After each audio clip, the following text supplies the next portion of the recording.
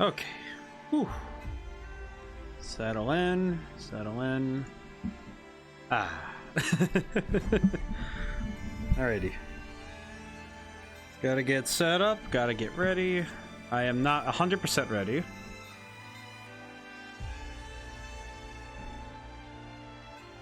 Just leave it. Just leave it. There we go. Adjusting. I was still adjusting the audio. There we go.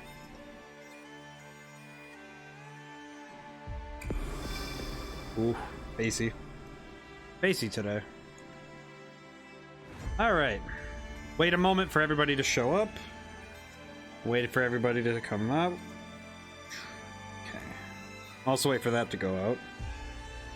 I can take a moment and write down something while this connects. There it goes. Oh, it's my boy. Music. Don't need to work out tomorrow.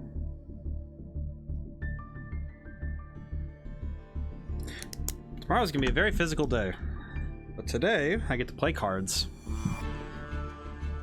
All right. I think I might lower the volume down a little bit, just in case. I don't know how. I can see how loud it is, but I want to make sure it's acceptable. I love the music in this game, though. It's great. All right. I need to adjust my seat.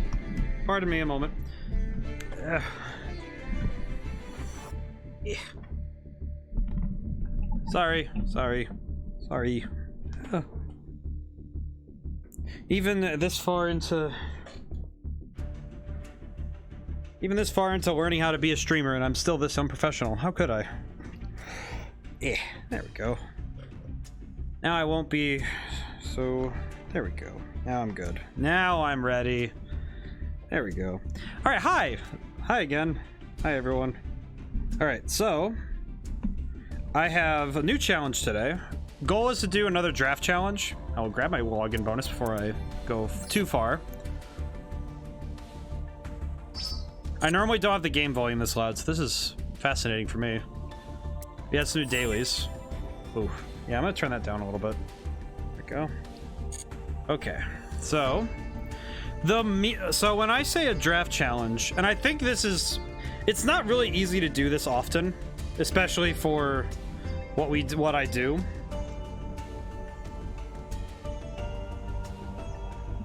Because how draft challenges work when you're playing, when you're doing something like this, when you're playing Yu-Gi-Oh, especially with Master Duel, namely just how hard it is to get a lot of currency in a row. So if you're trying to get a lot of currency, the main problem is you have to just grind for a while. I did for this so we could do this. So a draft challenge is we open a bunch of packs, and from whatever, and what I like to do is open from master pack, and just whatever secret packs I get, I have to build a deck with those, and whatever I got, that's what I'm going to use. So I do need to figure out what my most recent card, what's the most recent card I've gotten. So let me make a new deck, and LB plus Y. Obtained order. Is this most recent? Yeah, this looks like most recent because I got these more recently, so that's good. Okay, so corroding shark. I'll write that down really quick.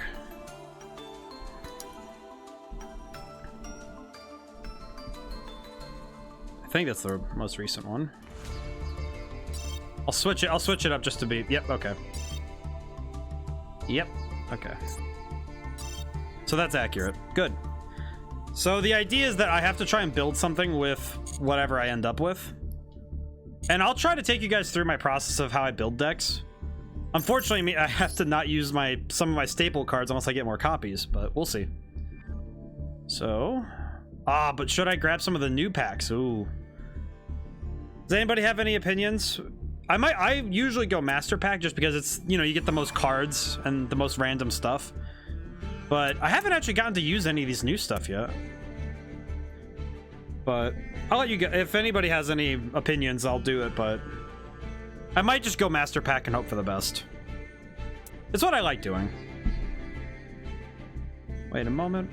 I can clean my glasses while I think about it. Ugh. Glasses, why? They betray me. This is a good example of a metagame again. I think I talked about what a metagame is during my Minecraft stream. But this is a good example. I think draft challenges are a fun example of a metagame. Because you already have to play Yu-Gi-Oh! So now it's, oh, on top of Yu-Gi-Oh! You have to work within restrictions. So, alright, Master Pack, let's see. Just everything, so. Alright, let's see what we get. I'm really curious what, I remember last time I did a draft challenge, I did it with Future Savior, and I got Nordics, so, and that worked out pretty well. Ooh. Oh man, this is gonna be really cool. 2 ultra rare packs are gonna be really nice. Oh, that's a little loud. Oh, that's okay. Okay. Nothing too crazy, but that's not too bad.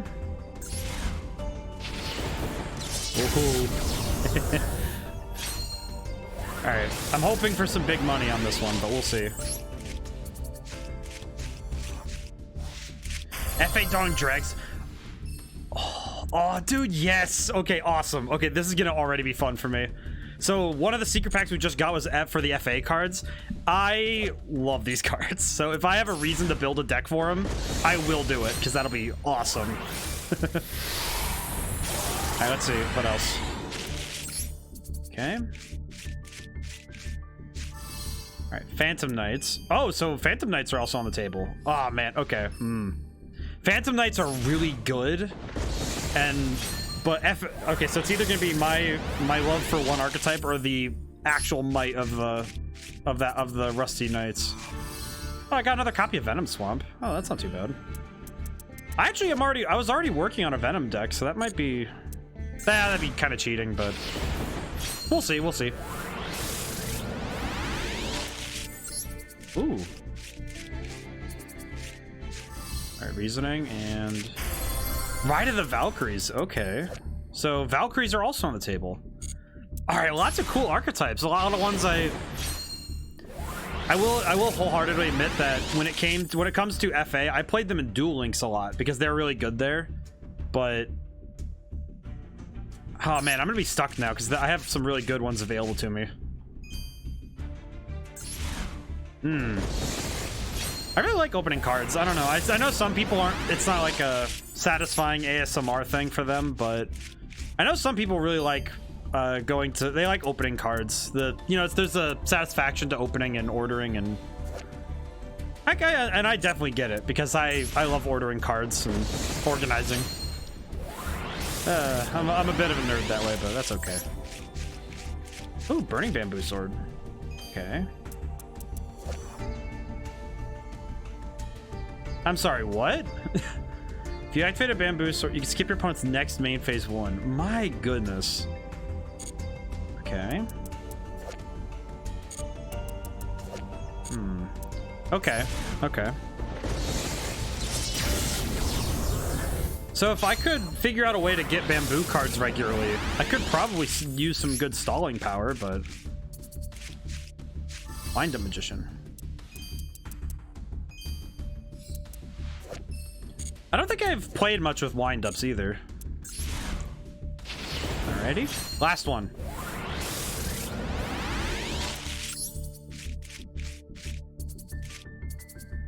Whoa. Wow. Okay. Alright, so we've gotten... How many? How many is it? 7? 8? Okay, so these are the secret packs we can work from. Okay, let's take a look at what we got. Oh, apologies. Let's see.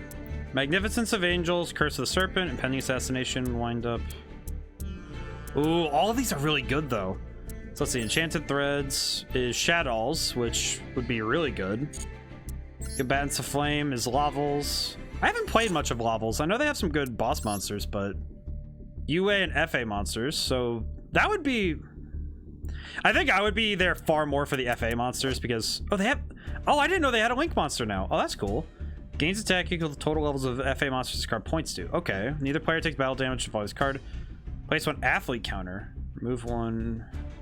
Oh, so it has synergy on Because don't these guys use athlete counters? Or do they? I don't actually know. Interesting. Okay. UA Hyper Stadium. Treated as an FA card. Oh. Oh, okay. So UA and FA cards also work together. Oh, that's neat. I didn't know that. That's cool.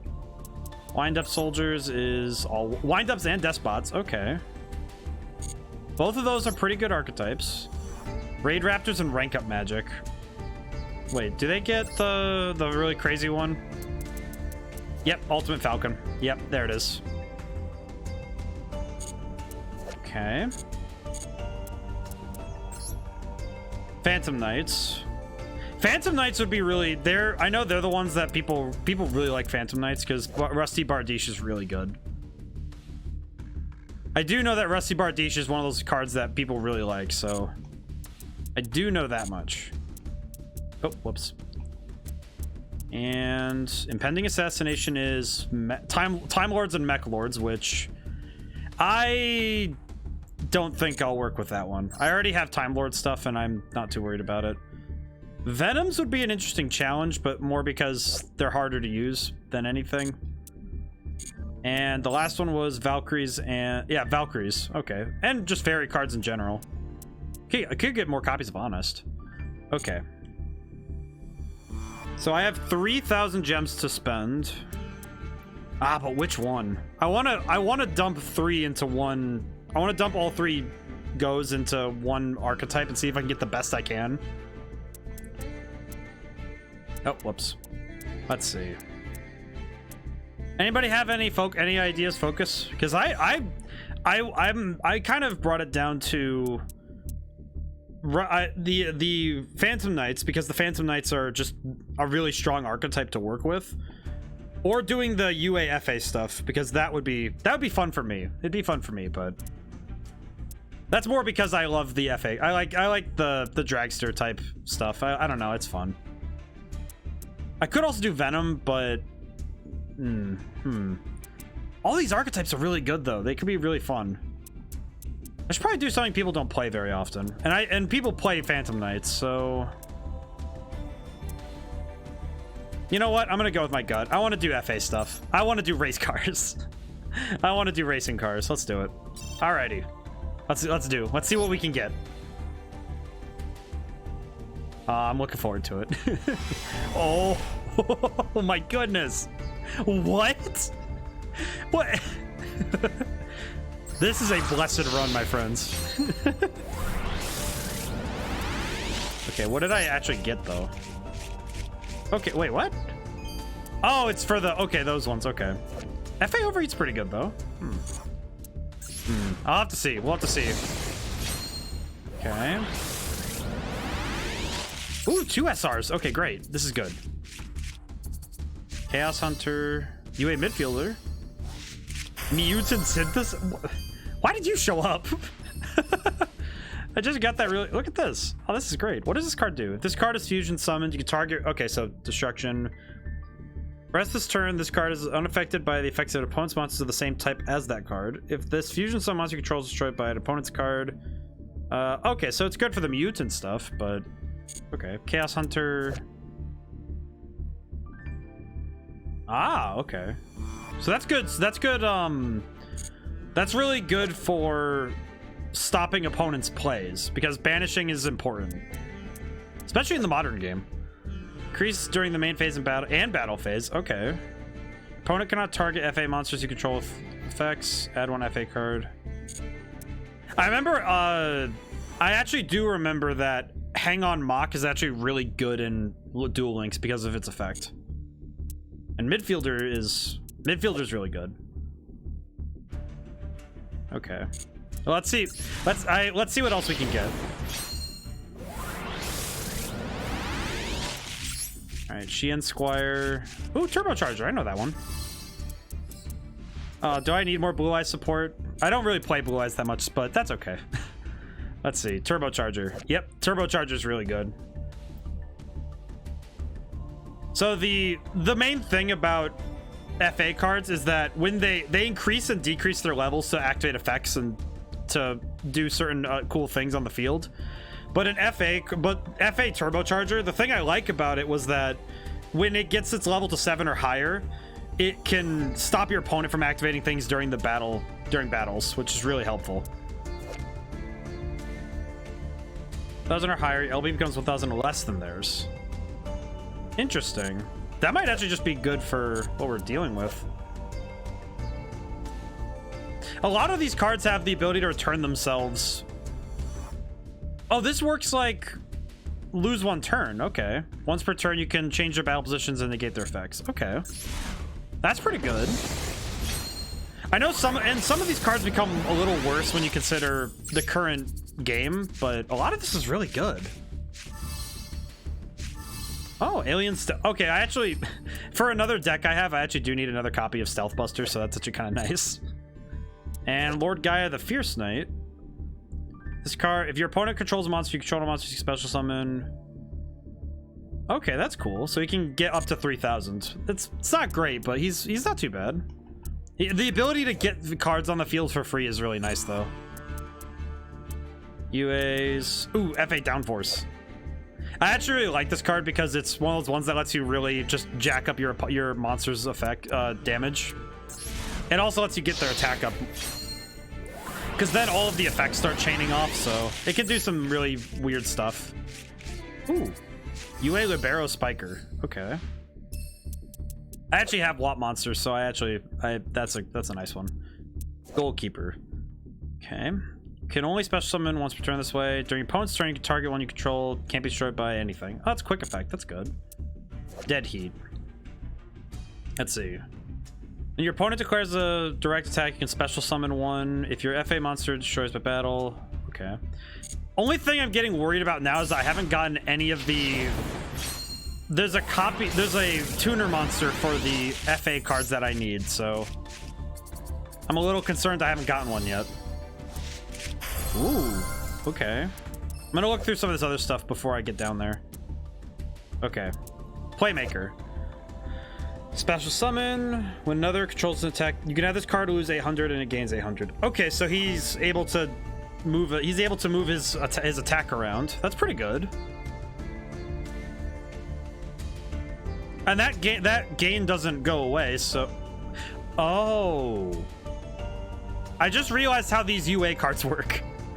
So if there's any detriment to their effect, that would be something that is when they're on the field. You can just bounce UA back to your hand, and you can bounce Playmaker back to your hand, and then put him back down, and he'd be back up to 2,600. So you can keep giving your monsters big attack. Okay. Must be special summoned by having level 7, but no FA Dark Dragster. Okay. You can... Oh, so this thing has destruction, and once per turn you can target. Okay. This card's actually pretty good, especially with how you do leveling in this particular deck. So this could be really good. Owl Mirage.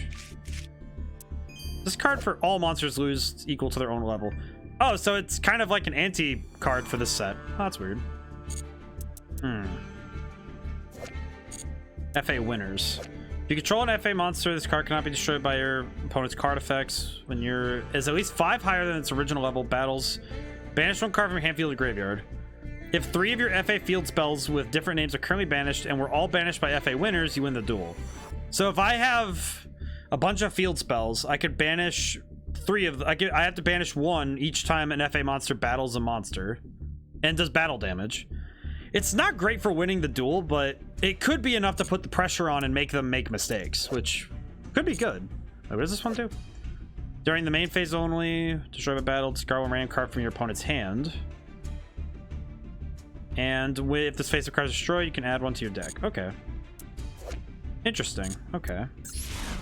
I have a lot of fascination for trading card games, and a lot of it comes out when I'm playing this game especially, but I know not everybody's super into trading card games, but I think there's a lot of fun stuff you can do game design wise with them. So, and I really like that there at this point with Yu-Gi-Oh, I think there's an archetype for every aesthetic, and I think that's really cool. I don't know, I think it's really cool. It's fun. All right, let's see. Yes, okay, this is the card I was talking about, actually. Because if I'm going to make an FA deck, I'll need 3 of these. So I will actually need to get 2 more, which is a little sad, but hopefully we'll get them.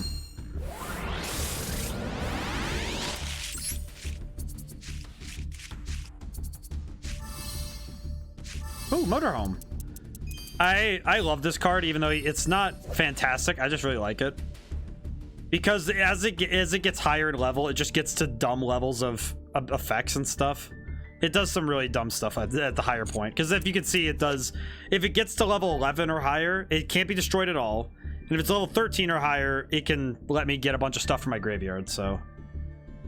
I really like these cards. These aren't fast, and they have the problem that they can be cut off very early. Okay, also, this guy. Look at him. He's great. I unlocked a lot of secret packs, but... Wait, what's this card? That's interesting. What is that one? Life Finds a Way. Is that a Jurassic Park reference? Feels like it is. I'm gonna go look. Ah. Okay, let's see. Life Finds a Way. Here it is. Yep, Evolsaurs. Yep, those are dinosaurs. Sick dinosaurs. Yep. Oh, dragons. What? But it should be dinosaurs. They're Evolsaurs. They're dinosaurs. Dinosaurs. I don't know why I'm saying it like that. I will say it is taking all of my willpower not to buy more Gravekeeper stuff, because I do want to work on Gravekeepers, but I'm sticking to my guns, and I'm gonna buy the pack that I wanted. I went into this and I want to build race car stuff, so I want to do the new and weird archetypes, not just the ones that everybody wants to play. But well, actually no, nobody's playing Gravekeepers, so. But I need to remind myself that I'm doing a draft challenge, so I can't really use those cards, so I have to think about it.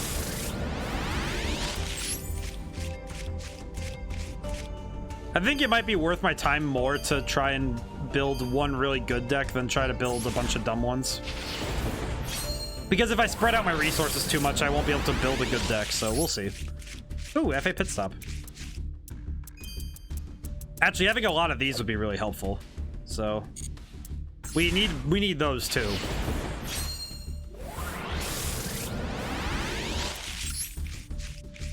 Let's see.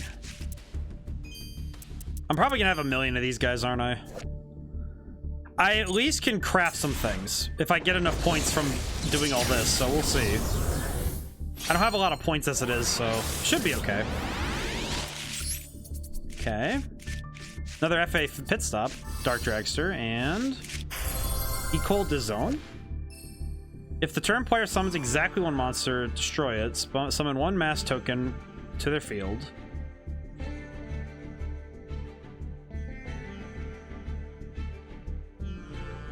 Oh, okay. Interesting. So the first summon of each turn, the turn player, their monster is destroyed, and then they special summon a mask token. I'm gonna write this card down really quick, because if I use, because I'm thinking in my own decks, I have a Time Lord deck, and this wouldn't actually destroy any of my Time Lords, and I could just get free tokens and just kind of get some dumb stuff going on. Or you could use it for other things. You could use that for Max Dragon, actually. That's a thought. Interesting. Very interesting. I don't know, that's odd. You could probably do some really nutty stuff with that. That's really cool. New card, I haven't seen it before. Ooh, a UR card. Ooh, yeah. But I win. I got the boss. Oh, I got one of the boss monsters. Yes. Look at him. Yeah, now I have one. Giga Plant. Interesting. Not great, because the only problem with Gemini cards is they're not fat. They're very hard to get moving. So that could be a little upsetting, but that's okay. It looks like a fun card at least, so. Yeah.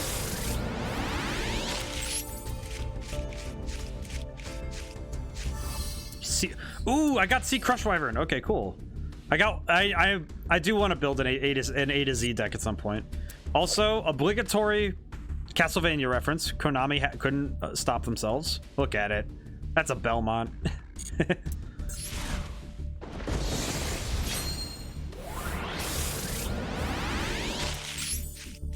Malefic World. Soul Cordia Gracia. Ooh, I don't have a lot of these yet. I have them in real life. I have a good number of the Soulful Cord stuff. I'm trying to build one in IRL, but it's pretty cool though. UA Perfect Ace. Okay. A lot of these are R rarity, so I'm curious how well this is gonna work. I feel like this deck is gonna be a little tough to get running properly, but we'll see. Wait, that works differently than it does in the anime. Oh, that's weird. Odd. I remember the movie, because I remember TGS Anime talked about the movie, and he talked about the actual duel in the movie, which is, I don't know, that's really cool to look at. I'm sorry, what did that do? Wait a minute. Whoa. Whoa. I got a lot of cool stuff. Oh. He gets own procedure. The way it says procedure is really funny. Okay. Down forest winners. Okay. Very cool. Very cool.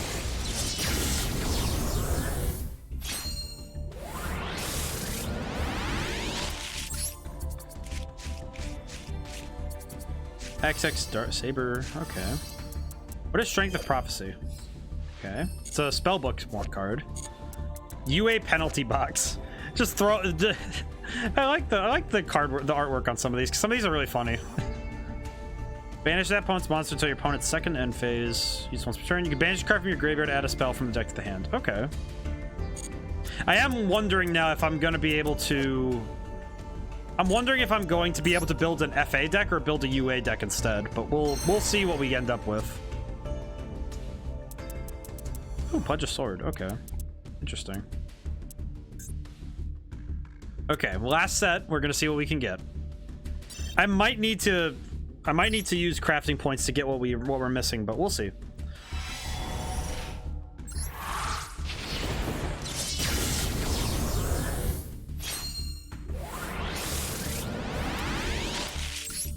Let's see. Another FA Dark Dragster. Man, I'm gonna have a lot of those. I'm not really gonna want to use a lot of these anyway, so I might be able to deconstruct a few of them, but we'll see. Because you only ever really need at maximum 3 of a card, so...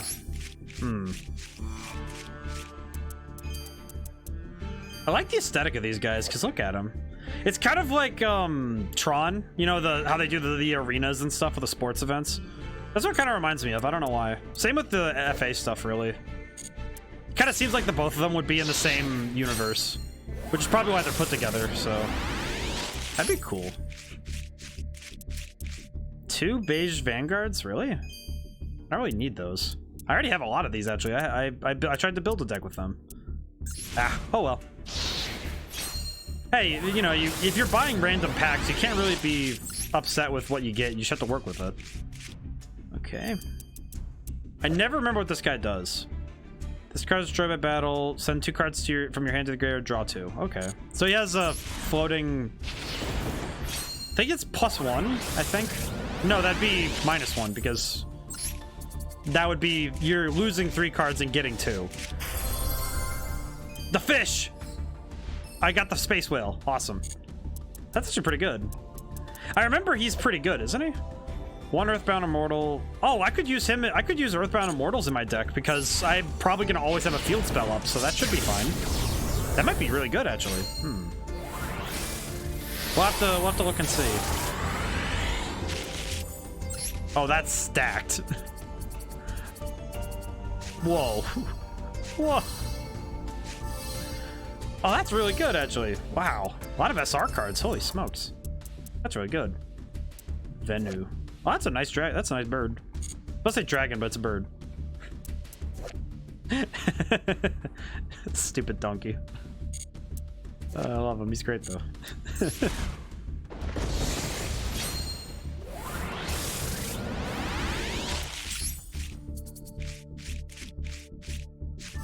Gladiator Beast Vespasius.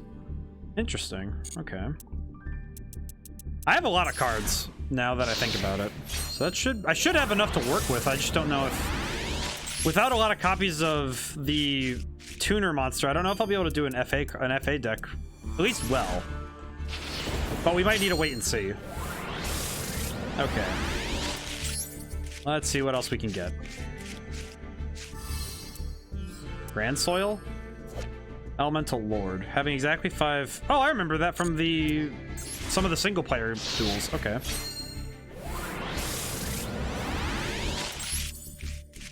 Invoked Cocytus. Interesting. Ooh, I got another one. Oh, that's awesome. I got really lucky with some of this. I have a lot of good cards, so this should be okay, but we'll see. Okay, I have 200 gems left. I am going to take one look at something really quick. This is bad of me, but I'm going to look at something really quick. Do I have enough to buy the wind? Oh, I do. Okay. I'm going to be playing with a wind deck, so I might as well. Yeah, might as well. We might as well look aesthetic, you know? I don't actually spend a lot of currency on aesthetic, so why not? I don't need icons. Don't need any of this other stuff. That'll be fine. And I can buy one more pack. And I think I'm gonna buy... Yeah, I'll buy one more pack of tournament athletes. Might as well. You never know. I might just get lucky and pull a UR or something. You never know. Ah, nothing. Ah. That would have been great for this. That would have been great for us to see that, huh? That's okay. That's not too bad. Alrighty, back up. Alright. Alright, now we get to the building part. So we have a good number of cards, actually, now that I think about it. We should be able to build something good. But I actually am not sure, because we might need to craft some things. Of course, I am going to deconstruct some things. I'm going to deconstruct anything that's extra, so let's see what we get.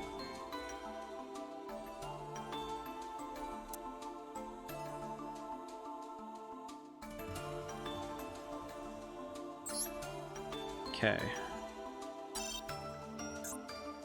Let's take a look at what we do have. I don't really need these. I have 3 copies and I don't really need that, so. I'd actually probably rather get rid of these because they're worth more and I don't really need the shiny finish, if I'm being honest. Doesn't really affect me much. See, I have 3 of these. That's good. 2. I have an extra one of these, which is very helpful. And get rid of that. Dismantle. Excellent. Okay. Where does this end? I do not know. Alright, I'm gonna have to look really quick. I'll have to go through really quick and trim out anything that really won't be useful for me. Let's see.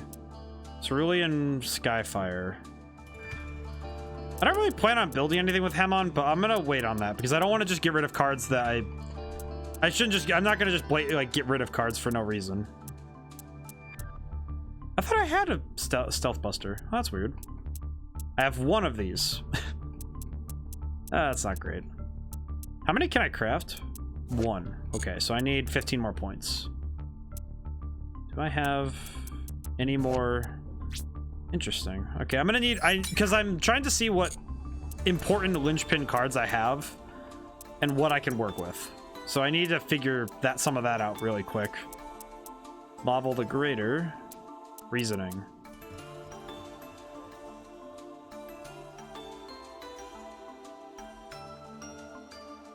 I don't really know why this card is an SR. I understand that what its goal is to do, but it's kind of Oracle of Zephyra. I don't think I'm going to use a Zephyra card, a deck. I could probably... There's a lot of cards here I don't ever think I'll need. I am going to keep the Venom Swamp, though, because I actually do plan on building a Venom deck soon. Widget Kid. Okay. Interesting. That might be useful, so I'm going to keep that. Where? Wait, did I go too far down? I must have, right? Where is Corroding Shark? I have to find the card that I used as my marker, so I have to find it again. Where is it? Let's see. Where is the card? Ah, there it is. Okay, it's just right here. Okay. So everything above this I can mess with. Let's see. What do I got to work with? So if I'm gonna build a FA or UA deck, I'm gonna need to figure out what I got. Well, the majority of my FA and UA cards are going to be above this. Getting rid of this wouldn't actually help me much, now that I think about it. I need this for later. UA Libero Spiker, gonna keep that.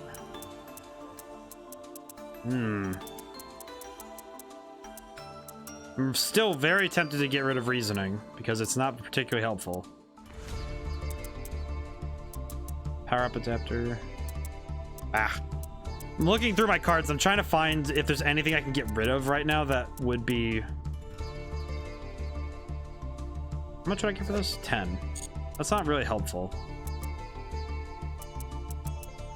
But I think I'm going to do that because I'm not going to use a Zephyr. I'm not going to use Zephyra. And I'm not going to use Reasoning because it's not... I don't really get why it's such a good card. I kind of understand it, but it doesn't really make a lot of sense to me. Okay, and now I can craft 2 more. Okay. Text search. Let's see what I got on FA cards. FA. Okie doke. Let's see what we got. I have 3 of these. Put these in. 2.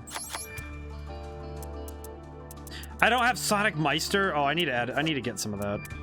Generate 2. There we go. All right, we have 3 of them now. Okay, we're gonna need these right off the bat. And Whip Crosser. Whip Crosser wouldn't be bad. Let's see. I know I'm gonna need Hang On Mock. And Turbocharger would be good, I think. Turbocharger would probably be good. UA Locker Room. Feel any number in the hand, shuffle from the deck, draw any number. UA Locker Room. Oh, that would be a really good card for this, but I need these more. To build a good Yu-Gi-Oh deck, you need consistency, and having a lot of your staple cards, having as many of those as you can is more important. It's tough to really get that right sometimes. Some of this is going to be really tough for me because I will also have to work on the, I guess I'm going to call it the, I have to work on the assumption that I have enough cards to work with, but we'll see. I can generate 1 of these guys, so 1 more Whip Crosser would be good. No, I do not need more.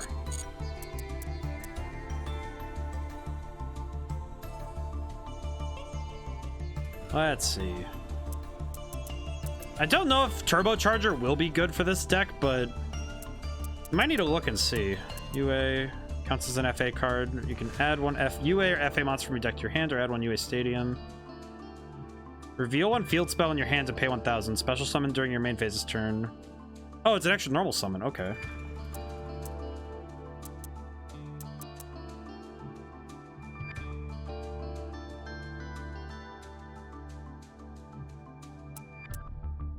Destroy 1 card on the field during the main phase of this card.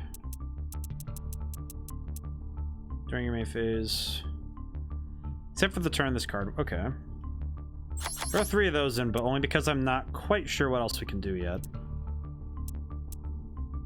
The only downside with this deck is that we're going to have a lot of field spells, and a lot of them are going to have to cycle through as much as I can. Let's see. Yeah, I'll have to generate some Sonic Meisters. We're going to need them. Mostly because we need the extra level 4 monsters. Okay. Interesting. I'm looking at what we have as just on the field, and this is a little strange. Okay. For our monster composition, this is very bizarre to look at. Okay. UA Deadite. Once per turn, if your FA monster battles an opponent's monster before damage calculation. Oh, okay. That's a real big gamble though, because that's if I lose a dice roll, that means I could lose a monster, which. But that's not too bad. And it could actually turn the tide, so I'll throw one in there. FA Overheat. I know FA Overheat's probably the one that I'm gonna want. I'm gonna dismantle this. I don't need 3 of these. That's weird. I have a lot of those actually now that I think about it. FA Overheat. I also get rid of this because I don't need that either. I don't really need the extra fluff, I guess I'll call it. Let's see. Are there any other FA monsters? No. Okay, so that's gonna be... I might need to supplement this with the UA stuff. I might just have to. Okay, let me throw 2 of each of these in here before I forget to. Okay, let's throw those in. Some of those might come out. I'll be honest, because some of these are gonna have to come out as we work on the deck. And I'll put in a turbocharger. I'll put in turbocharger, but I don't know if I'm going to use it. Okay, and then UA. Let's see what we can do. UA. Okay. UA monsters. Okay. Penalty box. Okay.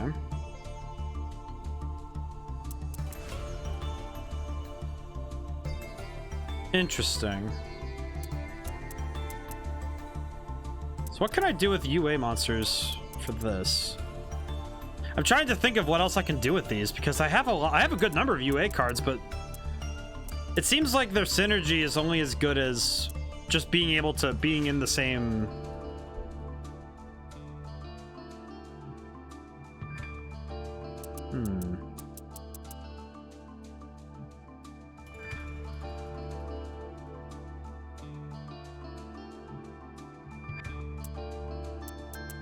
These guys are a lot faster to get on the field, though, so that might be important.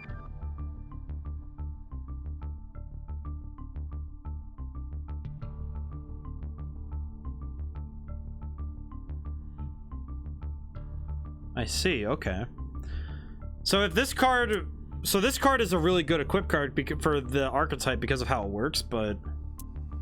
this is tough. I have to figure out how to build this properly. A lot of these are warrior types, too, so they don't even... They don't work very well with getting FA cards out. It's not in the same way. Well, the synchro monsters, they work just fine, but...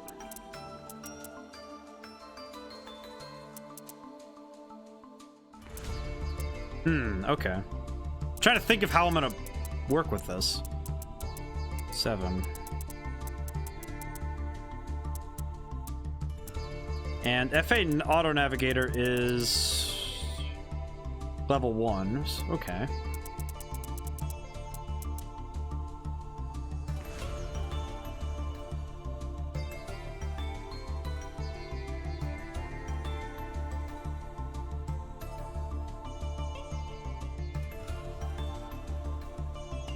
I'm trying to figure out really what I'm going to do with this. Let's see. Penalty box would be okay, but some of that might be...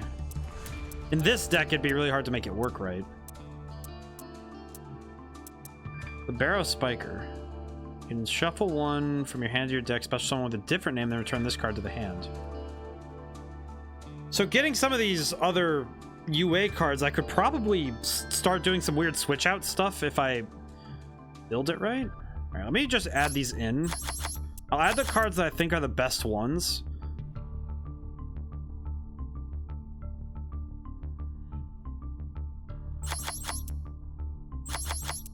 I'll add the best ones I have, and then just... I'll have to... Again, this deck isn't finalized, so I'll trim it down as I go. Rival Rebounder. When this card is special summoned during your opponent's turn, or normal summoned, you can special summon 1 from your hand or graveyard. Interesting.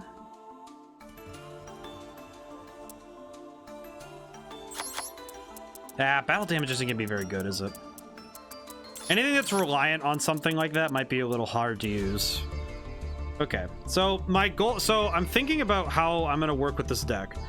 The primary concern I have is, all right, how am I gonna get cards on the field in a natural way? And I'm trying to figure out exactly how I'm gonna get certain things out.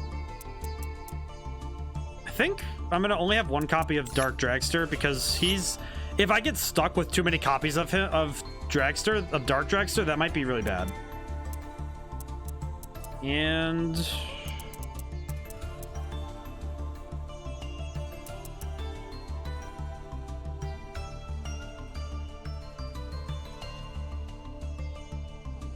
I think I might want to. All right, if I trim these down to 2, including FA Turbo Dragster, because he might be hard to get out actually. Okie doke. I'm trying to think. My brain's trying to process what I have in terms of cards. Always treat it as an FA card. Okay, so this might also be good. If you're destroyed. Oh. I'm gonna include one of those because I feel like one of these might be really helpful. Actually, I think this field spell might be the one I want to go for. Because this one is the kind of the big one. I will keep one copy each of the other ones though.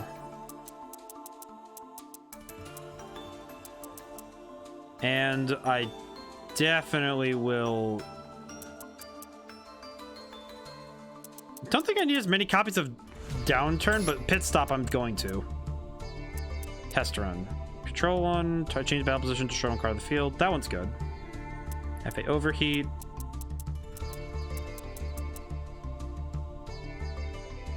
I think I'm gonna bring that down to 2, but only because I have less FA cards now, because I have some UA stuff in there too.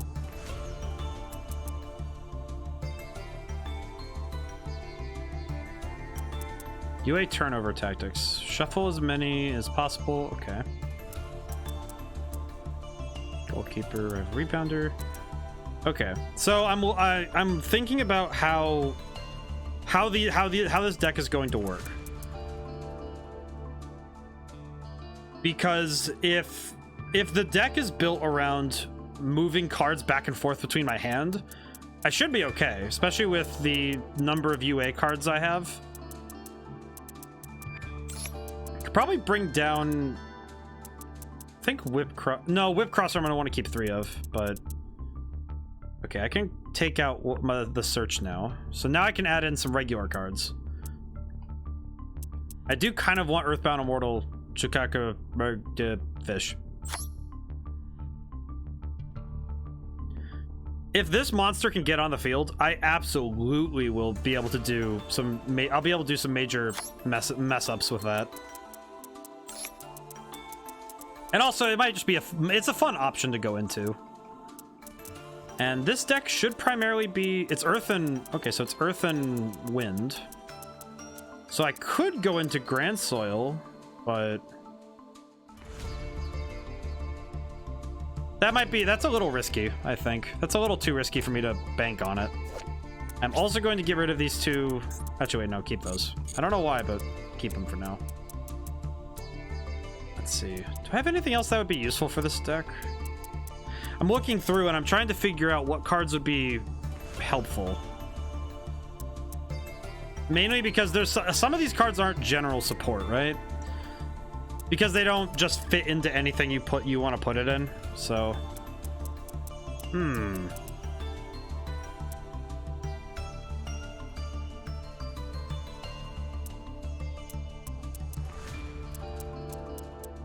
let's see. And this ends at Corroded Shark, so I need to figure out where Corroded Shark is again. Where is Corroded Shark? Where is he? Is he safe? There he is. Okay. So I have some extra support. I have some things that I could throw down just to make sure I have some extra disruption. I could put down Trap Hole. Trap Hole would probably be pretty good. I'm thinking about it. A copy of Trap Hole would probably be solid. Doomsday tokens cannot be tributed. Interesting. Swords at Dawn. Equip spell card. What's the art in that? Oh, that's pretty cool. That's a nice one. I like that. I'm gonna throw a copy of Trap Hole in there. Just, I don't know. It might be helpful. You never know.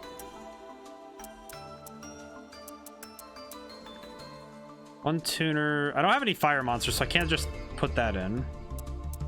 That's a Battle Wasp stuff.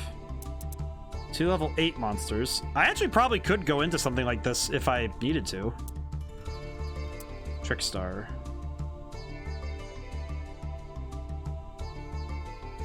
Trickstar, this card might actually be good. Oh wait, it's Trickstars only. Ah. Wah. It's sad when you can't really go into stuff because of the typing you have. That's okay. Hope of Gusto. I don't have any Gusto cards. That's a little rough. Let's see. Weather Painter, Thunder. Do we have any other cards that we can use for this challenge deck? Polynosis. No, can't use that. You control 2 or more face-down monsters in the battle phase. You can banish a card from your graveyard. Okay, so that's for Prediction Princess stuff, but that's a good first effect. It's actually not bad. Bamboo cards. Amazonas Heirloom. Interesting. Firmapole.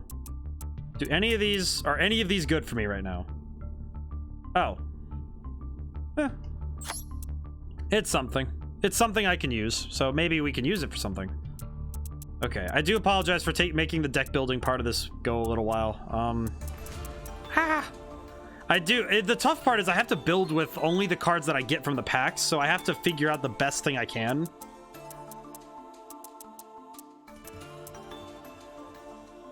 I have a weird feeling that including Lord Gaia might be a wise decision just in general, so that might be a card I need to keep.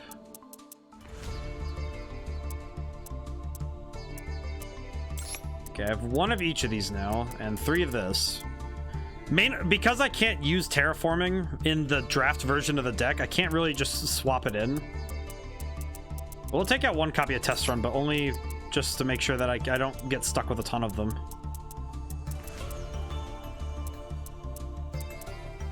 Monosynchron. Interesting.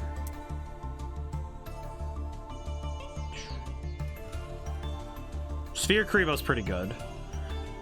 And given I don't have any protection at all for any of my cards, so because I don't have anything that stops them from just attacking, that might be a little hard for me to deal with. Huh. Actually, that is kind of a weakness of this, because I won't be able to do much if I get stuck against an opponent that just is able to keep me out of my stuff, then that is gonna be tough. Okay. Cubic Mandela, Court of Cards. Okay, that's the card I got. Mech Lord, target 3 Mech Lords. Interesting. Lost Time. Oh, I think I'm gonna keep a Lost Time. I think Lost Time might be that might be actually really important for me to not get destroyed. I could probably take out... Is there anything else I can really take out at this point? Not really. Well, I could take out the funny whale, but... Yeah, you know what? I won't be able to get him out very easily, so I should probably take him out. As much fun as it would be, you know, but whatever. I'm trying to build a good deck from this, so I have to be picky. I do have 3 copies of UA Midfielder. He might be... Maybe.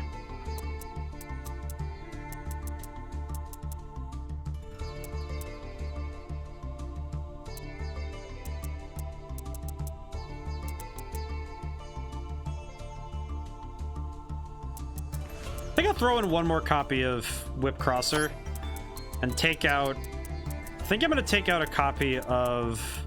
I want to take out a copy of something higher level so I don't get stuck with it. Yeah, take out Blockbacker. I don't think that might be a good idea. Actually, now that I'm thinking about it, no, that's not a good idea. What am I doing? I actually need these cards. I need to make sure they're equaled out, so... All right, well, let's... Oh, I didn't name it. Whoops. Deck. Let me rename that. My bad. Okay, really quick, we'll name it... Oh, whoops. We'll rename the deck to... How about... I'm gonna name it Stream Spoats. Spoats. Dumb reference, but it's fun. Let's go for it. Okay. Save and return, and we'll gussy it up a little. That is a list of structure decks. When did I get... Oh, right, from the other challenges. That's right. Change accessories. We might as well accessorize a little bit. No sense in being dripless. Synchro silver. New wind protectors. Nah, forest is better. Magical hats. Yeah, we'll do bug matrix. I think that's good. And 3 main cards. All right, good. Okay, so I'm gonna try it first in a single player duel, just so I can get a grapple on how good the deck is. Let's do one of the ones I haven't done yet. I haven't finished all of them yet anyway. Why not? We'll test them on the heralds, because I think the heralds are the closest thing to the actual dueling online that I can get to, so let's take a crack at it. My deck, swap out for gold oh, not edit. Ah, geez, not edit. Go back. Roll it up. Change decks. Okay. We'll swap it out for our new deck, Stream Spoats. Okay. So the goal of an FA deck is to get monsters on the field and start revving up the engine by making attacks and activating spell cards to get their levels to go up higher. And by doing so, you end up getting a lot of extra advantage and new effects. The only problem is that if I run into anything that negates effects, I could end up on the back foot really quickly. So I'll have to be careful. But let's see what we get. Starting hands is going to be important on this deck. It's not too bad, actually. Okay. UA Playmaker, that's not too bad. Okay.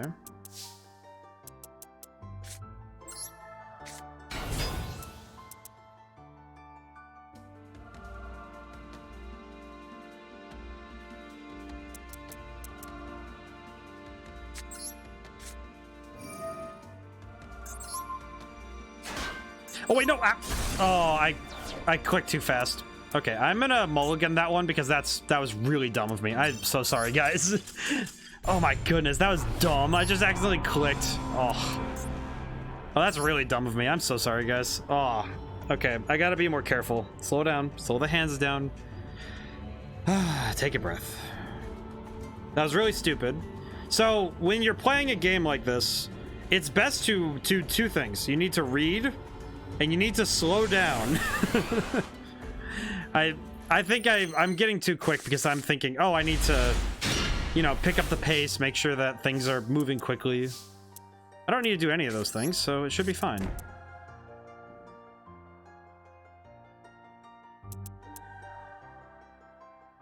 Okay, I'm gonna have to really hope that this works.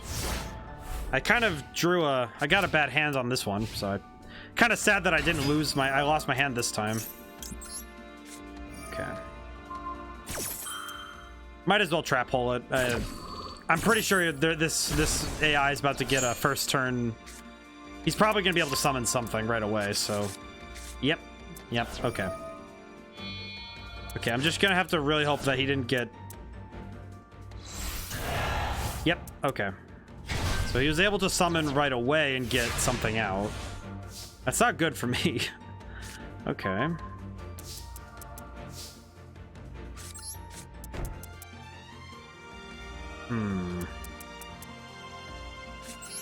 Okay. I might need to just try and start draining his hand out in hopes that he starts trying to get rid of his stuff, so... He might have a lot of monsters, though, so this might be really rough for me. Yeah, okay. I'm going to have to hope that he doesn't keep a lot of cards in hand. That name must be really foul if it's all asterisks like that. Okay.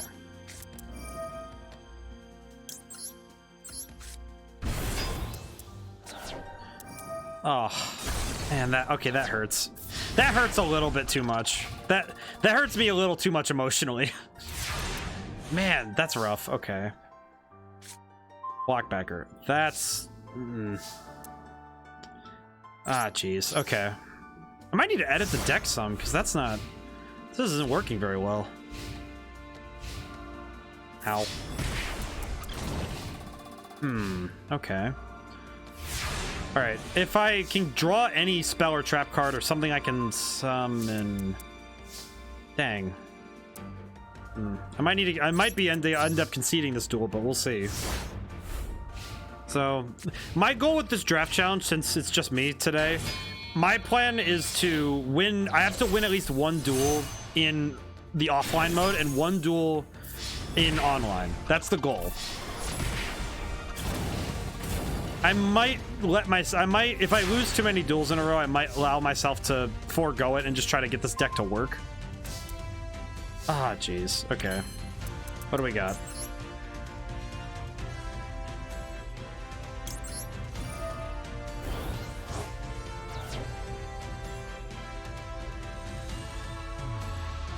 What does this do? Oh. Well, that's just not helpful. Dang, okay. Alright, yeah, I lose this one. Yeah, I lose this one, okay. Okay, so let me think about what went wrong here. I think the main issue is with the UA cards. If I get stuck with a hand full of the high-level UA monsters, I can't do anything, so... Alright, I'll need to... Let me workshop that again. Alright, stream spots, edit. Okay. So if I get stuck with a lot of those, then yeah, I actually don't have anything to do. So I should probably find any of the lower level UA monsters and fill in with those instead. Get a perfect ace. Okay, I will also take out... I'm gonna take perfect ace and block and one copy of each from those out, because those... That kind of spelled disaster for me. Midfielder would be good though. Let's see. Do I have any other UA cards? Let me take a look at F8 cards first and see if I can't fill in with those first.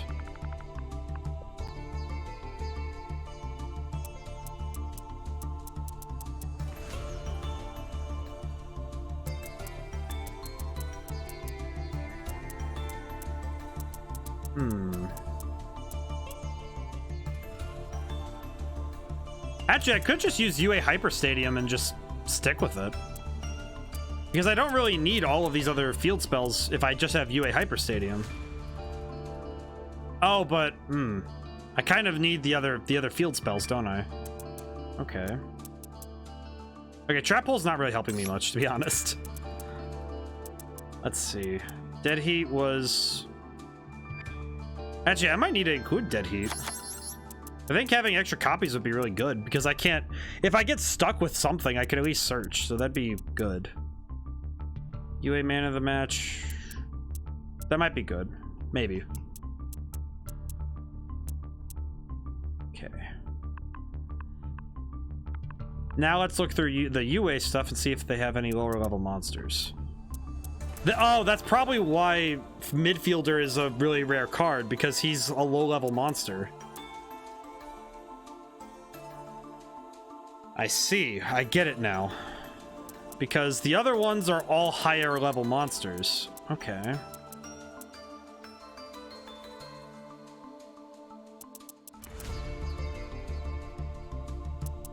I get it now. Because without Midfielder, you can't really get the other ones on the field very easily without using Signing Deal. Turnover tactics. Shuffle as many as possible into the deck, then special summon with different numbers. Okay. So I will actually need to include... I should probably include a copy of Signing Deal just in case.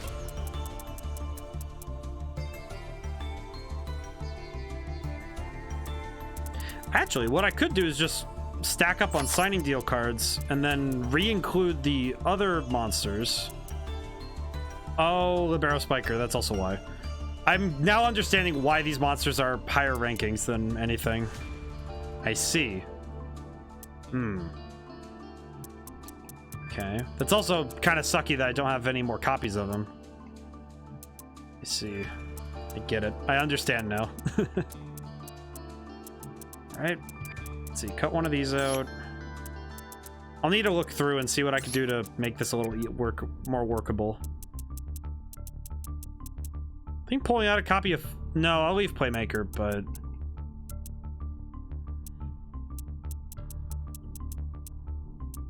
I think I'll pull out another... No, I think this might do. Okay, save and return. Let's see what we can work with this. This might be better. Okay. Ah, my neck. Ah, I did a lot of heavy lifting this weekend, so I'm kind of... And I have to do more tomorrow because I have to do lots of yard work. Ah, how's everyone doing today? We passed the hour mark and I wasn't able to ask everyone how they're doing. Don't know what I'm doing today. I don't know what I'm doing with the stream. I kind of not thinking right. Let's see. So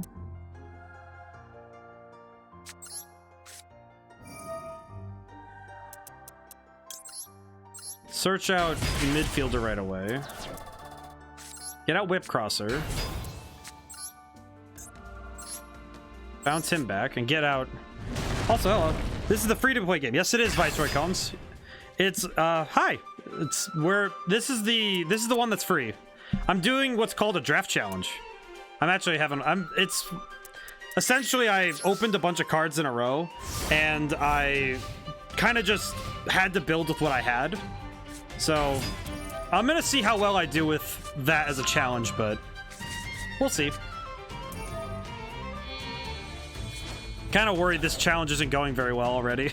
All right, he summoned a big monster. What did you get? Ow. Let's see. And your opponent would special summon a monster, and you can banish it. Ooh, okay. This guy's got some good cards out, so... I'm playing, my goal right now is to win one game against the AI and one game against an online player. But I'm kind of worried that this is I'm gonna get smoked doing this. Let's see.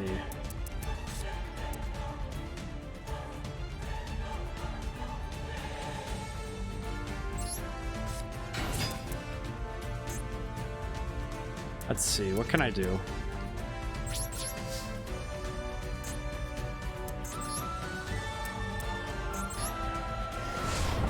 This challenge is going to be tough because I can't use all of the other cards I have. Mostly because it's a self-imposed rule, but if I lose enough duels in a row, I might just have to drop it because I don't think I've built a deck that's complete enough. So we'll have to see. We'll have to see. I really like playing this game though because the free-to-play nature of it's really nice. Especially because you can get into this and really quickly get into learning the game. They also updated it recently with some new tutorial stuff, which is very nice of them.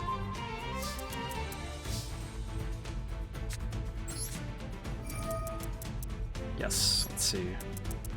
What can I do? Oh, I can go into that. Okay, this might be... Okay, I played Duel Links when it first released, but I've given up on it. It was really good when it came out with too many cards. Trying to remember now. I can agree that there's a lot of cards in the game, and it's really hard to keep track of all of them.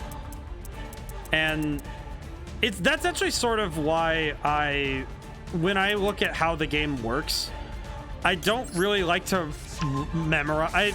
Even though I do end up doing it on accident, I do remember a lot of cards, but what I prefer to do is remember ideas.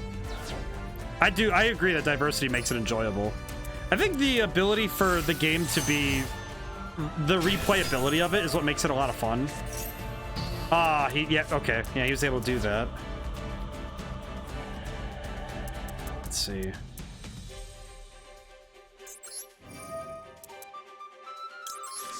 I think the ability for the fact that this game has a lot of different... It has a lot of different archetype, like aesthetics and cool ideas you can do with it, so... I think it can be a lot of fun, but it can also be really hard to get in, especially if you're dealing with a lot of players who are really hard to... Because if a lot of players are, you know, running really strong and powerful cards, it can be really daunting to enter this game.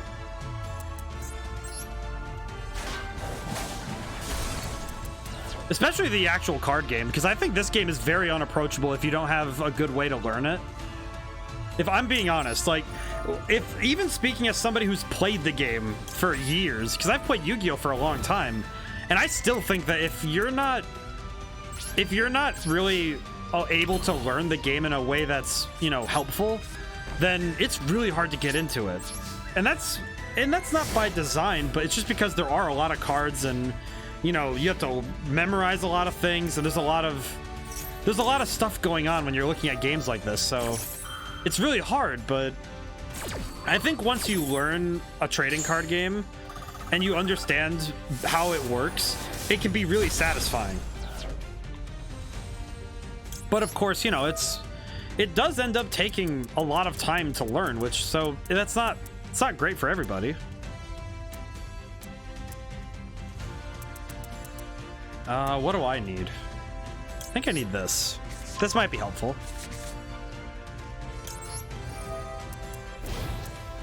I think I'm turning this duel around, which is amazing, honestly.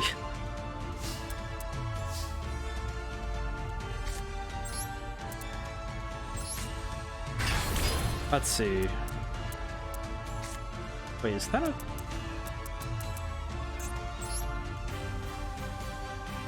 Ah, okay, so that's how to get the boss monster out. Interesting.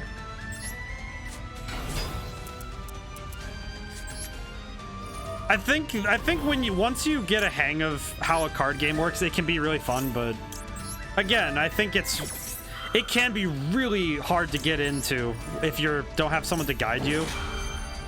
I think this game does a great job with its teaching, because the single player modes have really good systems for learning, so it does make learning the game a lot easier. I think this is game. Oh, it is. Oh, I won. Well, hey, look at that. Alrighty. Boom. Very good, very good. Okay. I'm actually kind of surprised I beat the Heralds with that, but that's not too bad. That was actually pretty good. Okay, let's try one more online or offline duel, just to see if it's working out really well. But I do want to make sure that I can spend some time to talk about the mechanics of the deck, because this deck, thankfully, is not very... It's not complex with what it's doing, and thankfully the video game does a lot of the heavy lifting for me. Because in real life, playing an FA deck, it's really annoying, because you have to keep track of a lot of things. And the fact that the video game does it for me is really helpful. Okay, what are you working with? Okay. To me, I think when a trading card game, if you're going to learn it, the best thing you can learn first is just learning the basic mechanics and starting slow. I don't think jumping in at the deep end is very good for anybody. And I think that a lot of people make that mistake. And I think playing the video game, if you get a deck and you immediately go in hopes that you'll be able to start playing, I actually think that a lot of people might be really disappointed to find that they might get crushed. Because when I first played online on this game, I was really having trouble keeping up with other players, even though I've been playing the card game for years. And a lot of that's because what the card game doesn't, what a lot of people don't do when they're playing the card game. And by the way, the AI will just do stuff and go crazy. But a lot of things that the card game does that I think it's easier to do in person is that normally you're leveled out by people not owning... Uh-oh. A lot of people don't own a lot of the most impressive cards out there. Unless you're going to play tournaments, right? If you're playing with your friends, most of the time you're not going to be trying to drop a bunch of things on people, right? Ow. But at the same time, if you're looking at how the game is played now, the card game has gotten to this point where you can get a lot of crazy just nonsense going on with how the game works. Because there's a lot of things that the card game now does that they don't explain. Because there's a lot of cards in the game and a lot of effects that may have unintended, you know, they may work together in unintended ways. And there's also just a lot of... Oh, I lost. Okay, I lost hard. Ah.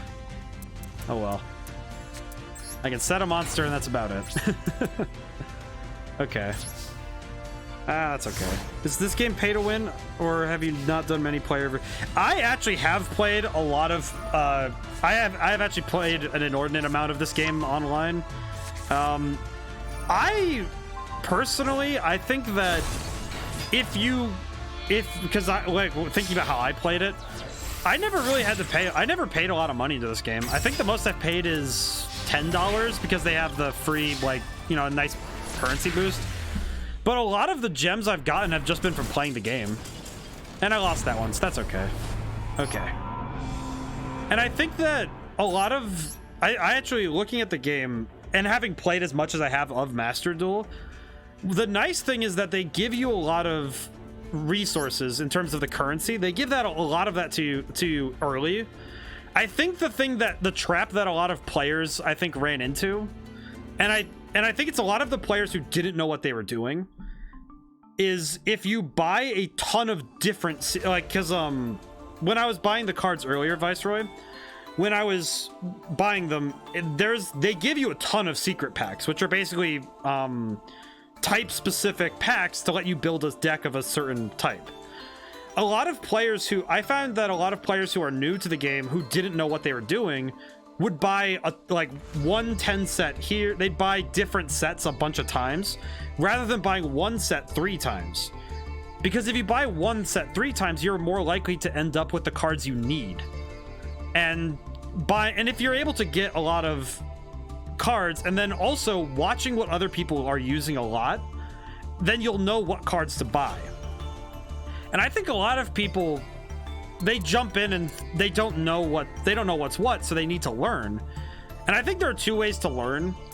One is to find somebody who knows pretty well. And so I am going to add some cards that are staples. And this might be a good way to explain it.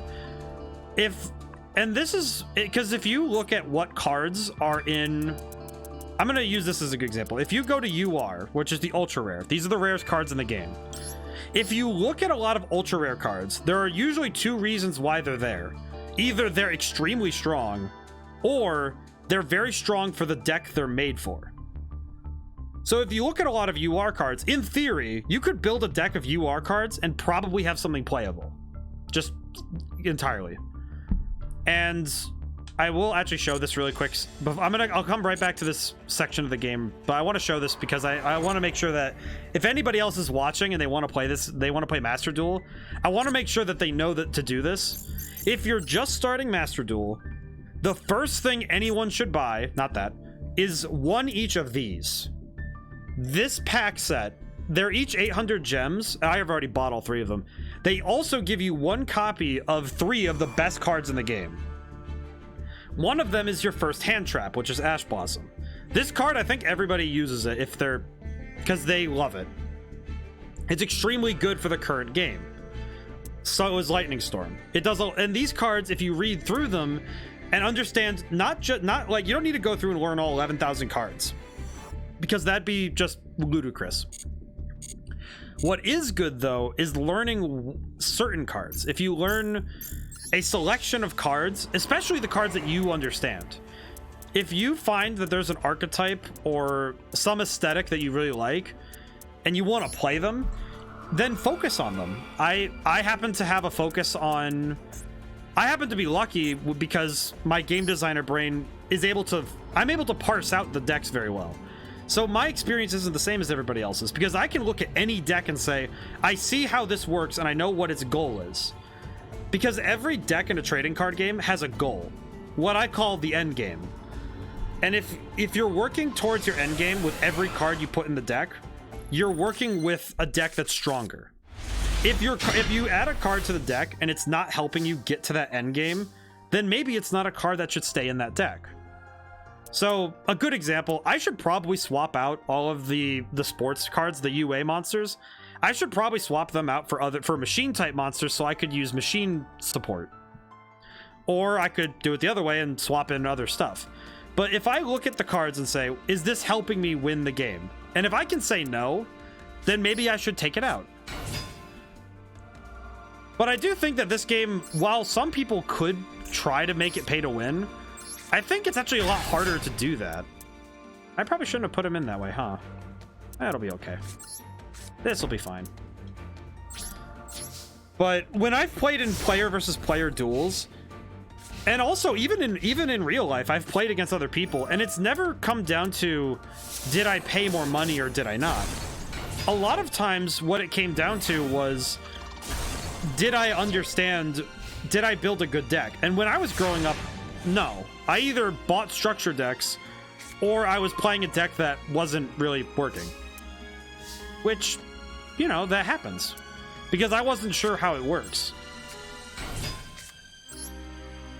I also am gonna definitely put this guy in defense position this time.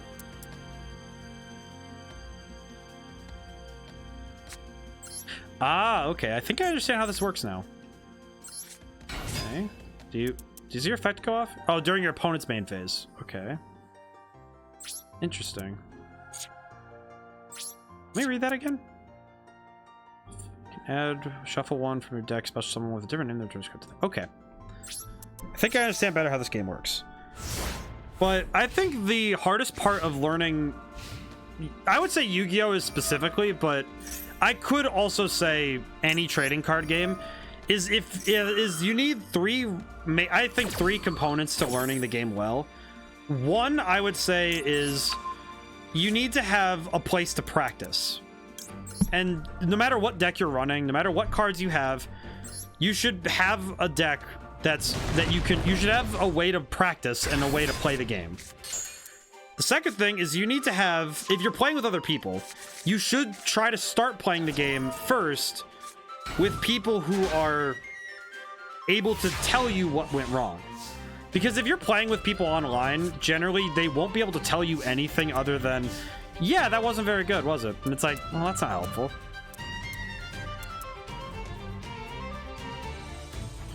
But, and that can just be not helpful. That's really not fun.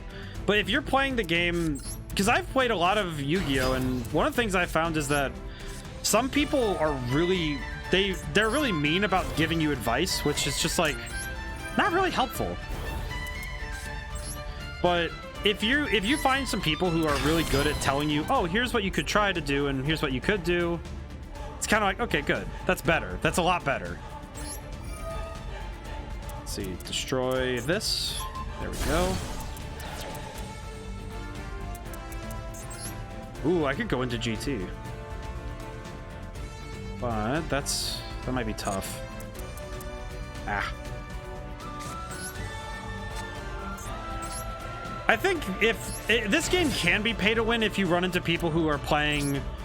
I'll honestly say I've run into enough players who have specifically gotten certain cards, but once you get to that point, I actually think that the pay to win players actually cause problems for themselves, if I'm being honest, because everybody runs the same deck.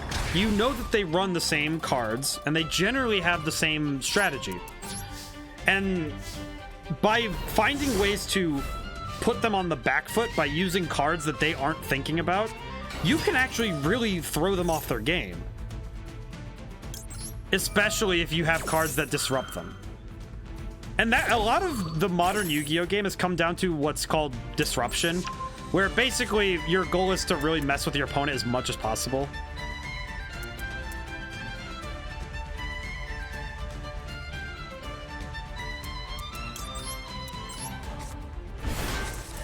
And disruption allows you to make your opponent have to play around what you're doing. And if you're able to make it so your opponent's cards are having trouble getting their effects to go off, you can really start throwing them off. Let's see. Do this again. I think the best thing I've learned playing this game a lot is that there are a lot of people who don't know how to read. I've made that joke a couple times, to some of my friends, where the worst thing I've seen on Master Duel is that there are some players who think that if they build the deck that other people play, that they'll be able to just win on the virtue of, oh, I have the hot, you know, the hot new strategy, so I'll be able to win just fine. But that's not even true, because I've seen some people play what would be considered, you know, what would be considered the best deck in the game. I would say Blue Eyes is up there on the best deck, right? Let's say Blue Eyes White Dragon. The deck centered around that card. And I watched them use the deck in an inefficient manner. And I realized that this person wasn't really knowing how to use the tool he was given. And because of that, it was actually pretty easy to outmaneuver him with relatively simple cards.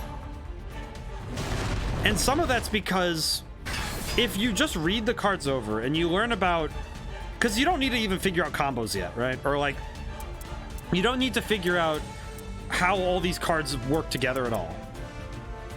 In terms of how you go from nothing on the table to having a field out. What you need to start with is, you start with little things like, okay, I'm going to use this card and activate this effect, and coming up with shorter, more compact chains. I see Master Duel much better than dueling simply because of the additional LP, more variety. The game just isn't for me. It's definitely, I can't say that trading card games are at all for most people. I think if more, you know, I would love to say that more, oh, but you just need to try it. You just need to do, like, but truly, you know, I can't say that's 100% true. I can't say that just because, oh, you need to try it more. It's like, that's not true. Because some people, they load up the game, they play for a while, and they could play for a whole day and say, yeah, this isn't for me. I think it's because it's a different type of strategy, and that can be really hard to work with, if I'm being honest. Some of the strategy of these games can be, some of it can be really just not, it doesn't work very well. I think playing regular Yu-Gi-Oh, because Master Duel is just the original Yu-Gi-Oh card game, but it doesn't have the, how do I put it? It doesn't have any of the weirdness of, because I think because the original game doesn't have the simplification, because it has all the cards in the game, that can be really daunting. Like, just flat out. I think it's really hard to get into this game sometimes, especially for newer players. I mean, I look at some of the people I know in person, and it's like, yeah, this is not like a game that I would recommend for everybody, if I'm being honest. Because it's just not, it's not really approachable at times, you know? Which, that's fine. And because I can't say that this is for everybody at all. It just isn't. I wish it was, but it just isn't.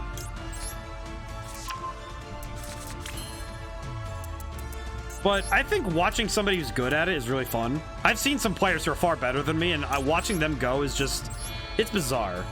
I sometimes get mad with it because, you know, it's like, oh, well, I don't really get to play much. But when you get to watch somebody at the top of their element figuring out how the game works, you can do some really cool stuff, you know? Let's see, you can reveal one. Okay. I think that the hardest thing with trading card games to me is the variety. Sometimes makes people think you need to know everything, but I will say that's not true. I do not need to activate that. And I think the large variety can be a scare, you know, that could scare people off, if I'm being honest. Like that can be something where you look at the game and say, wow, that's too much to learn. And yeah, it is. That's why the way I try to approach the game is, oh, I need to learn the game in a different way. Because what I try to learn is, I take it a step at a time, where it's, okay, I learn about what are the most common effects in the game. I think that's why Magic the Gathering, the use of the keywords is helpful, but it's still a little bit hard to approach because you need to learn what all those mean. It's like looking at a dictionary and it's like, okay, it's like a legend in a map, right? Where you have to learn all the different ways it works. And you need to learn all these different terms, which, yeah, that's not really easy to do. So how do you learn a trading card game? And I think it's easier to learn a trading card game if you can sit down and read what the cards all do. Okay, why can't I? Oh, I can't dismantle it. Okay. Okay. So I'm gonna try and mess with this deck some so that I can try and explain more of what I mean. Particularly for how do you make it easier to learn. So I'm gonna pull out the, let's see, I'm gonna do UR stuff again because these are good. So let's break down a card that's, I won't do Black Skull Dragon because that's easy, but let's take a look at a card and let's try and figure out why is it good. So let's start with Max C. So Max C is what a lot of players call a hand trap, and like all players call it a hand trap. Hand traps are referred to cards that can be played from the hand that have detrimental effects for your opponent. That's basically what all it is.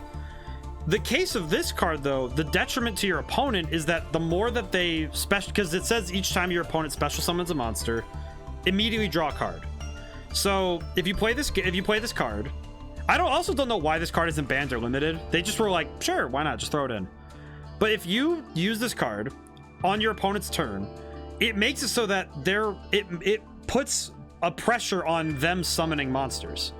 Because if they start summoning a bunch of things in a row, it could end up costing them a lot because you'll end up with a lot of resources. Some of these other monsters are, they have the similar idea where they can get really crazy if they get out of control. I actually happen to have a good number of UR cards, but a lot of them I only have one of. I do have two of Stardust Dragon, but okay, I'm throwing Stardust Dragon in the deck. I kind of like Stardust Dragon. Like Ash Blossom, I have this card, and Ash Blossom is just really good. So let's see, what can I take out of this deck that won't be a detriment to it? Okay, let's take out all of the UA stuff. Let's take all of this out, because I'm gonna rebuild this deck for playing online. So I'm gonna take out all of the UA stuff so we just have our main goals. I am gonna keep Lord Gaia here, but that's just because he's cool. Actually, no, he doesn't go with the aesthetic. Let's take him out. Okay, UA Libero Spiker, perfect ace. Okay, so now we're down to our main goal. So our goal is to get a lot of FA monsters on the field and pump up their levels. So we need cards that work with that, or cards that can help them get to that goal. Is there a limit to how many of each rarity you can have in a deck? No. In theory, actually, I could do as a challenge is I could try and build something that's just all... You could, in theory, build a deck with only UR rarity cards. You could. What would that do for you? I actually don't know, because I don't think it'd really help you much, because you'd end up with a lot of cards that might not work together. But a lot of these UR cards are really good, so it's really easy to throw them in anything.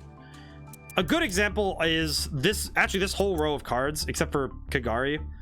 These 5 spell cards, except for, actually no, Reinforcement of the Army too, okay. But these 3 cards, Raigeki, Griffin, Harpy's Feather Duster, and Monster Reborn.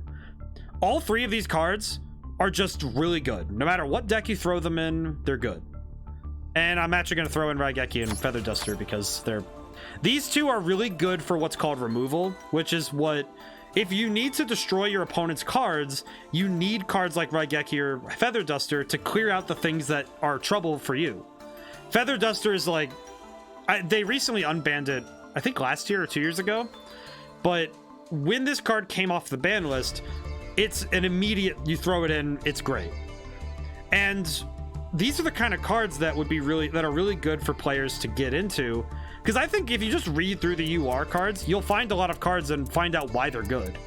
And if it's not for a basic reason, it's likely because of the fact that it's a key piece of a deck.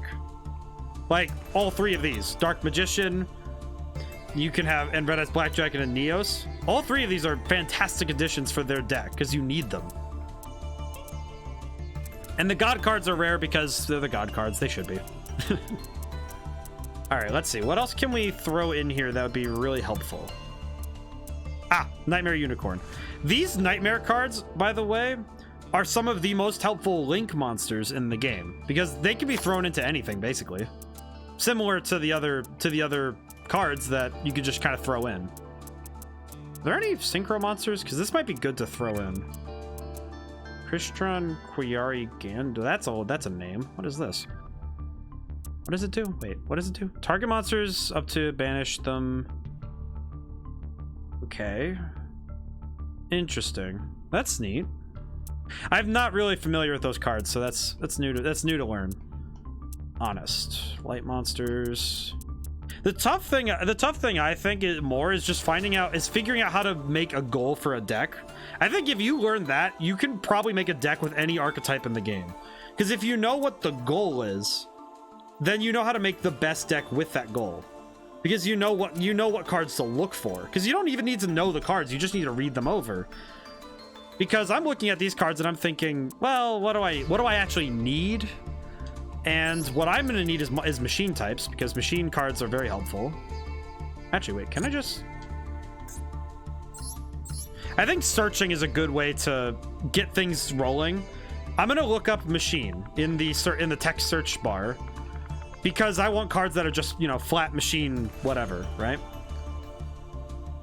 So let's see. We have machine cards. Crystron Rosenix. Interesting. I don't really know how that one works, but might be okay.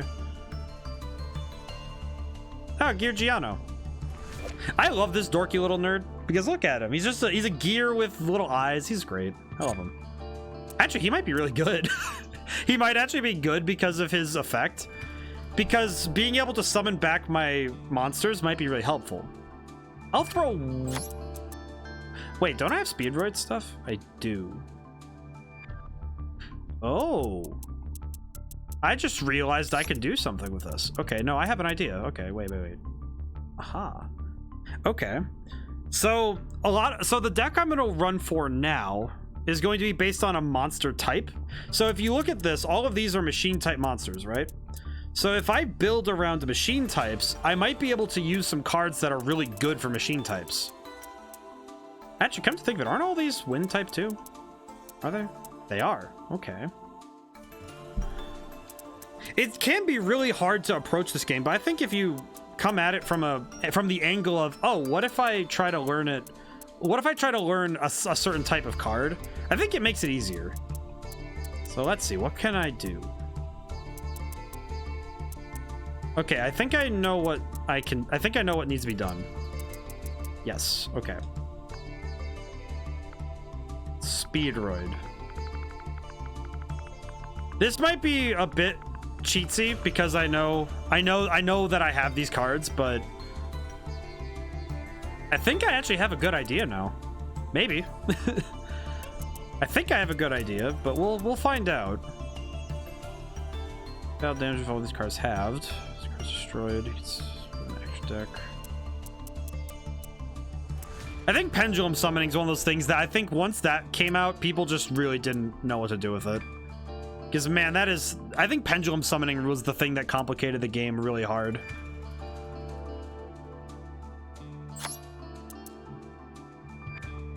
There's normal special summoned, add one Speedroid from the deck to the hand.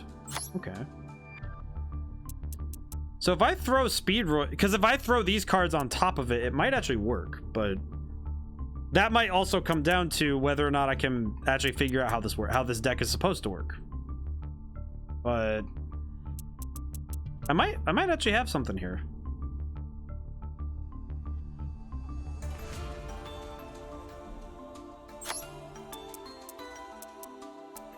Rolling Fast Dragon. Wow, that is a wall of text. My goodness. Okay, let's just I'm gonna just throw in some things in here and hope for the best. Let's see. Are there any other high rarity cards in here that might be good? Maybe?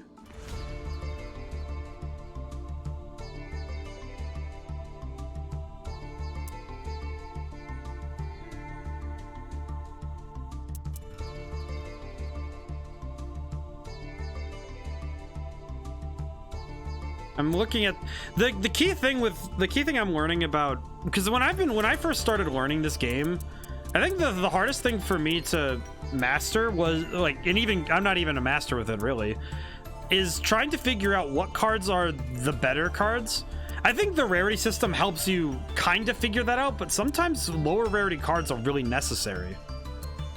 And I think that those are the cards that you'll find the best synergy for.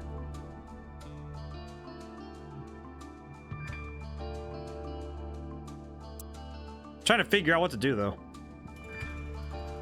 Oh, this is actually a good card. Okay. Yes. Okay, I'm gonna throw 2 of those in, actually. Just 2. Okay. I think I'm onto something now. Maybe. I'm kind of looking at this deck and thinking, wow, this is a hodgepodge, isn't it? Kind of a weird one, if I'm being honest, but might work.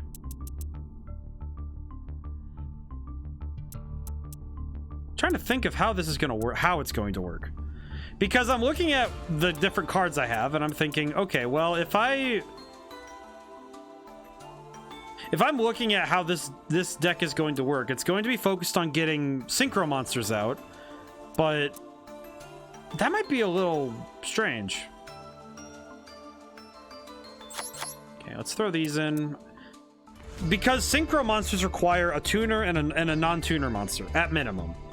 Tuners are, and it becomes a sort of arithmetic problem where you have to take the levels of your monsters, which are the stars, and add them together to make the monster that you want to make. So if I want to make FA Motorhome Transport, I need at least levels adding up to 9, which can be a level 1 and a level 8, or a 4 and a 5, and that can be really weird to try and do on the fly, because that math is sometimes just a little wild. A Chingo cart? Interesting.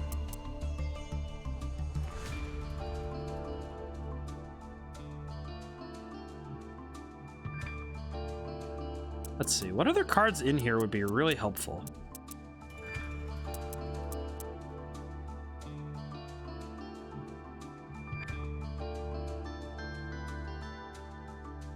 Trying to figure out what's actually really helpful in this archetype.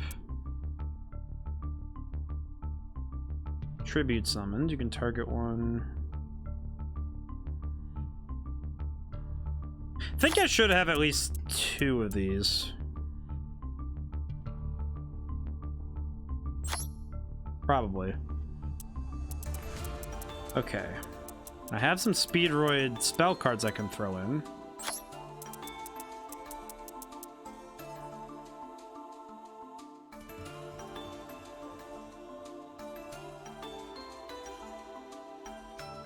Speedroid wheel. Okay.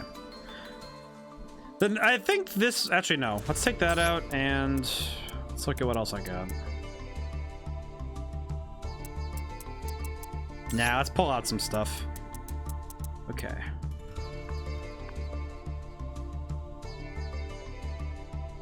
I think there are some other things I can pull out of this deck, but I'm not quite sure. UA man of the match. Keep that.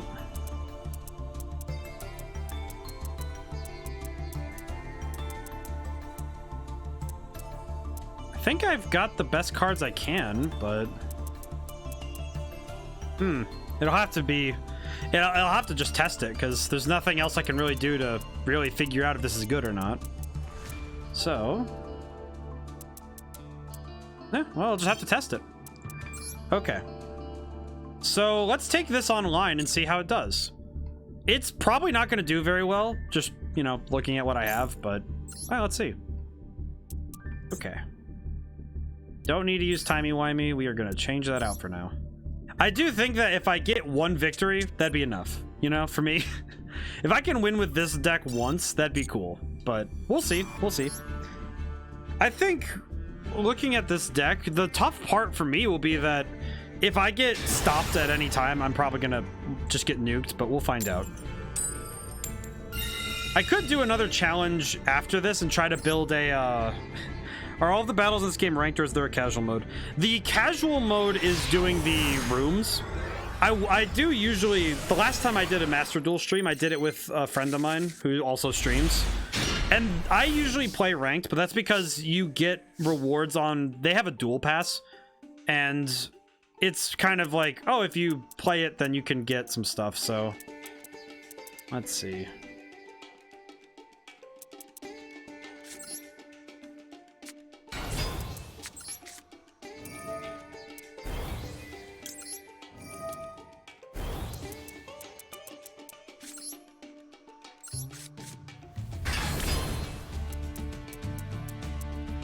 Okay, let's see if I can't... I'm gonna see if I can't just get something out really early.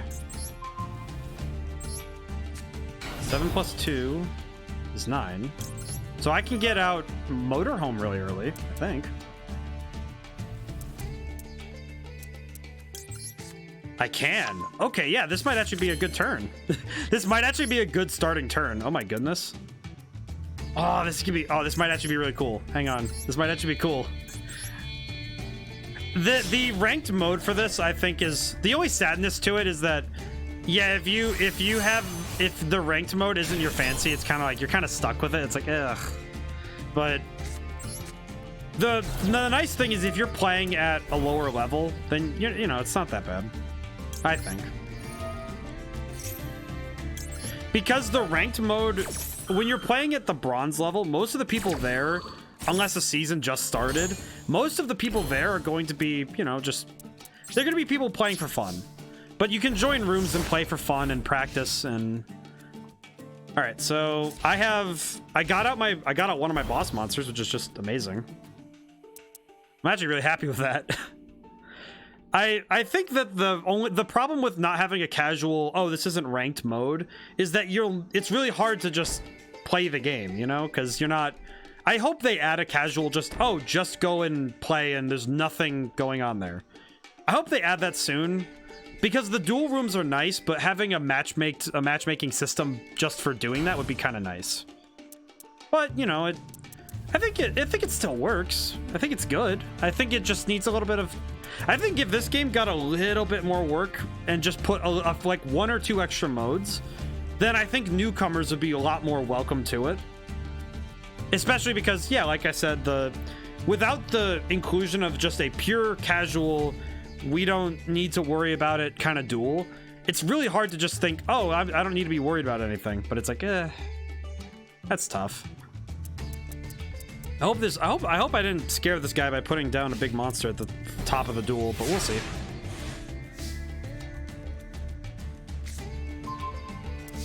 Okay.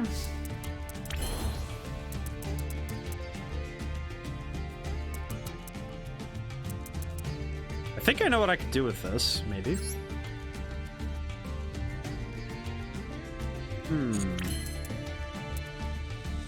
Okay. What level is the... What's it called? What level is that? I do kind of... It is a bit of a gripe for me, too, because I can't play this game if... I can't really play the... I can't play the modes without it being... I can't play anything casual unless I'm playing with my friends. Which that can be a little tough, because... You know, I really like playing with Future Savior, but it's also like... Oh, we can't have any casual games that are just... us playing for the sake of it.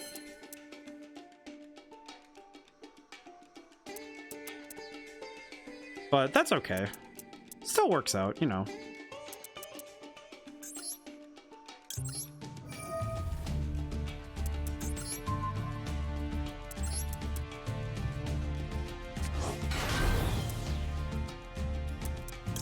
All right.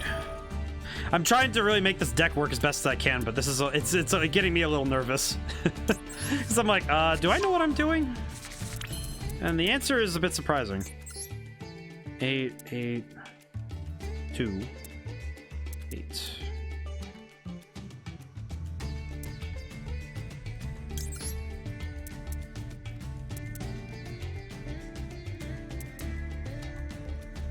This card. All right, let's do that.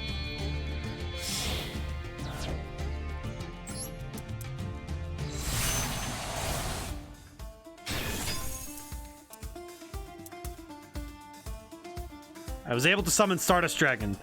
I feel cool.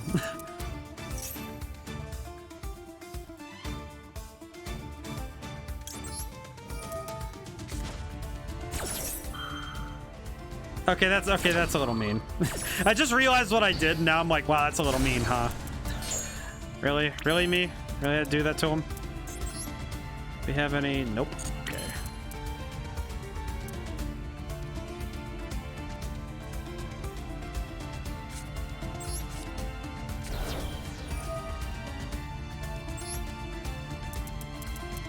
Let's see what I can do.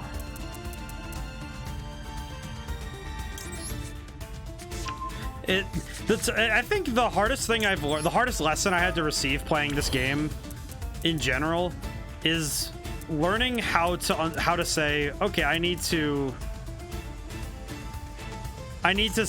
look at my deck and try to find ways to make it so searching things out is easier. Because in trading card games, the thing I've learned is that you need to learn how to get things out of your deck as quick as possible, which is not easy at all. It can be really tough to do, but if you know how to do it, it can make things really fun. Especially because you start doing stuff like I'm doing, where it's just going crazy with just getting stuff out on the field, right?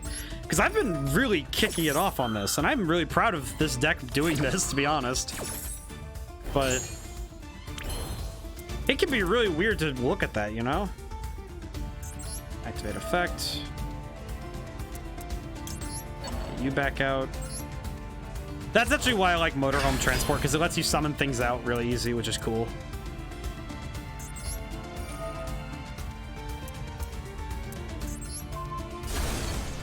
Ooh, that would have been dangerous. So that card I just destroyed would have set all of my attack to 0, basically, which would have been devastating for what I'm trying to do. Oof. Okay, let's see. 9, 2. Oh, I could get a second one, though. That'd be cool.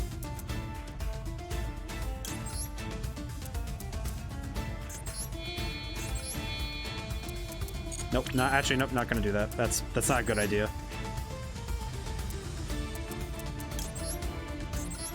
I can do this again, though. Unleash the motorhomes. Alrighty, let's get down to business. To battle. Boom.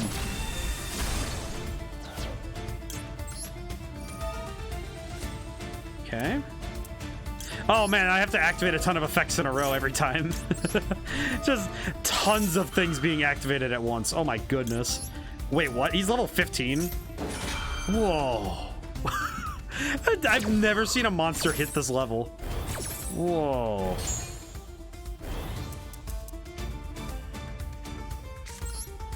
I just realized what I can do. Activate this. Do this. Do this again. Because I can go right through this chain every time. I'm not even kidding. This is probably the furthest big brain I can get to. I'm actually kind of astounded at the level of nonsense I'm reaching now. Oh.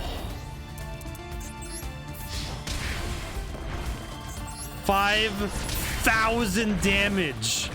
Whoa. Whoa. It's absolutely wicked. Holy smokes. Oh, and I can get Stardust Dragon back. Hey. What? And then the dragon's back. Whoa. Wow.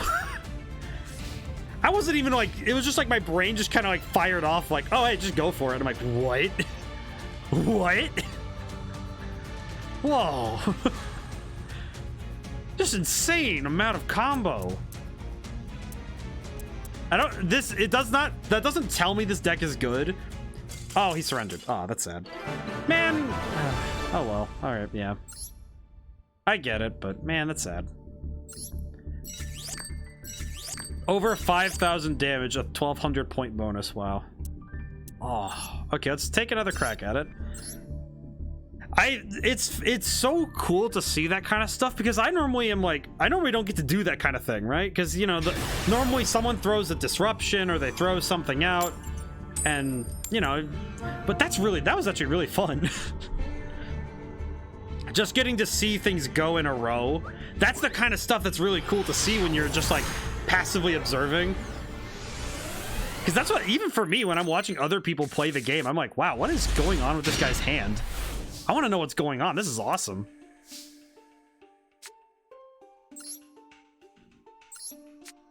Oh, All right, I'm waiting for a response, but we'll just keep playing. I'll just keep going. Oh, is he gonna Ash Blossom me? Oh, I can show off hand traps. That'll be good. If this guy will connect. Please don't give me this win out of me getting lucky with someone else's inner. Oh man. Oh well. That's not a victory. That's not earned. Okay. So that's a moot one. I did rank up though. Hey, that's nice. That's kind of lame. That's not a fun way to win a game. That's not a victory. That's just like, oh yeah, you know, it says you gotta win, but it doesn't really feel like a victory. You just kind of showed up and took the trophy and said, hey, look at this, and it's like, that's not really fun. Oh, another Xbox player. Well, that's fun. I'll go second. I think I'll go second.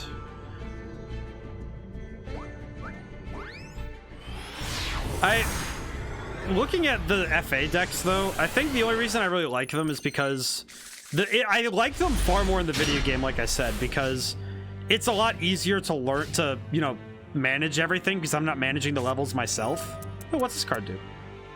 Oh, he's playing Black Wings. Oh, this will be fun. Oh, wait, we're playing 2 synchro archetypes? Oh, this is gonna be cool. Oh, this is gonna be fun. Oh, it'll be fun. So, some archetypes are based on certain types of summoning. This guy is playing the same type of deck where we're both gonna be trying to get out the white trim cards, the synchro monsters. So, we're both gonna be doing the same thing, which is going to be very cool.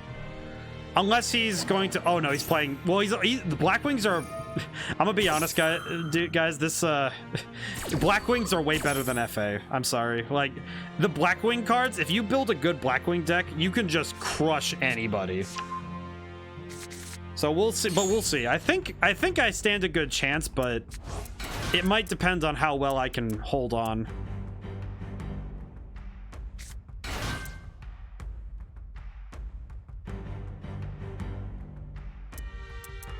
Okay. All right, he's gonna start summoning. Ooh, full armor master. Each time an opponent's monster activates, you can target one, take control of it. Ooh, okay. So this will be that card manages a thing called wedge counters. So every time if I activate an effect, he can take control of my monsters and destroy them with that effect. So that could be really tough for me to handle if I don't get rid of that card properly. It might be really hard to get rid of him. So we'll have to see how I'm going to handle this.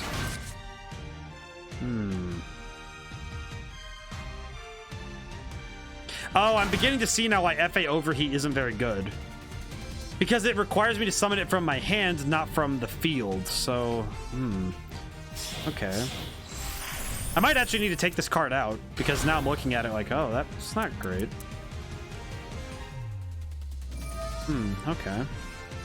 Interesting. He's doing a lot of combos and getting a lot of cards out, so this could be... I'm gonna be honest, this guy is probably playing... He's playing some really good stuff now. What is this? Phantom Knights. Interesting, okay. So I'm guessing this card's idea is to use this card. He's gonna use this Raid Raptor and then rank it up through the ranks to get it to a higher level. Okay. I'm really curious how this is gonna up... Bardiche, really? So it's a dark deck then. Okay. I'm really fascinated by watching this guy because this deck is clearly efficient. So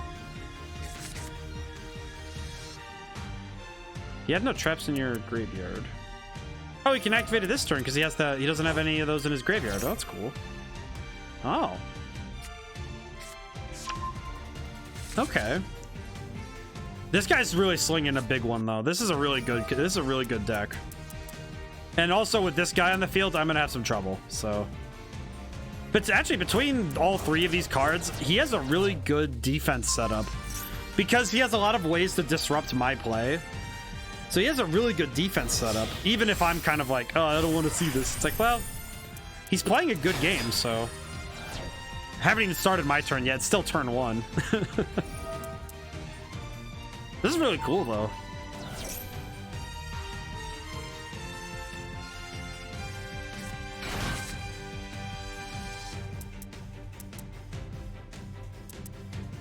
I'm normally not into watching the solitaire game because sometimes it's like, all right, I'm just kind of sitting here like, okay, we're going through this. But honestly, watching this now, it's kind of interesting because I haven't really ever thought about it in a game design standpoint, because this is the usual state of the game, right?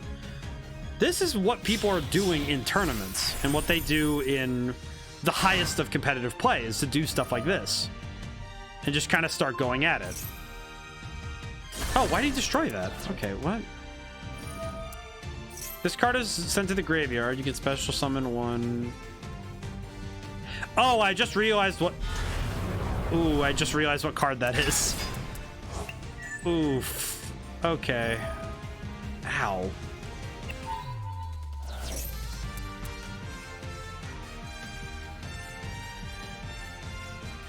Okay.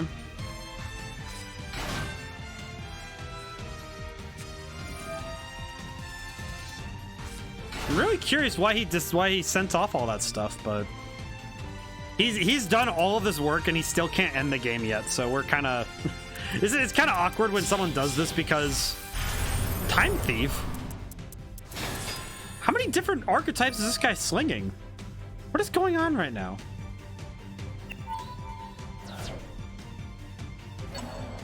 This is really confusing to watch, honestly, now that I think about it.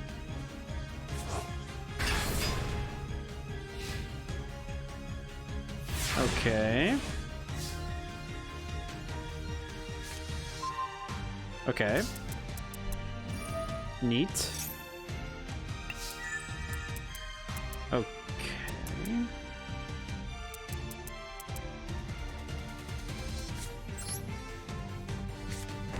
I did it. This is gonna be really sad to look at, I'm gonna be honest, guys. Is he deciding which of these effects to go off? Because, man, this is gonna be sad. No, I'm good. I'll wait. I'll wait. Hey, what?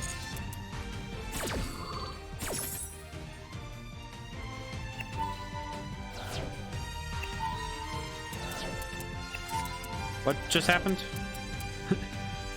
Oh, I see. Okay, so he sent that to the top of my deck. Ah, I see. Okay.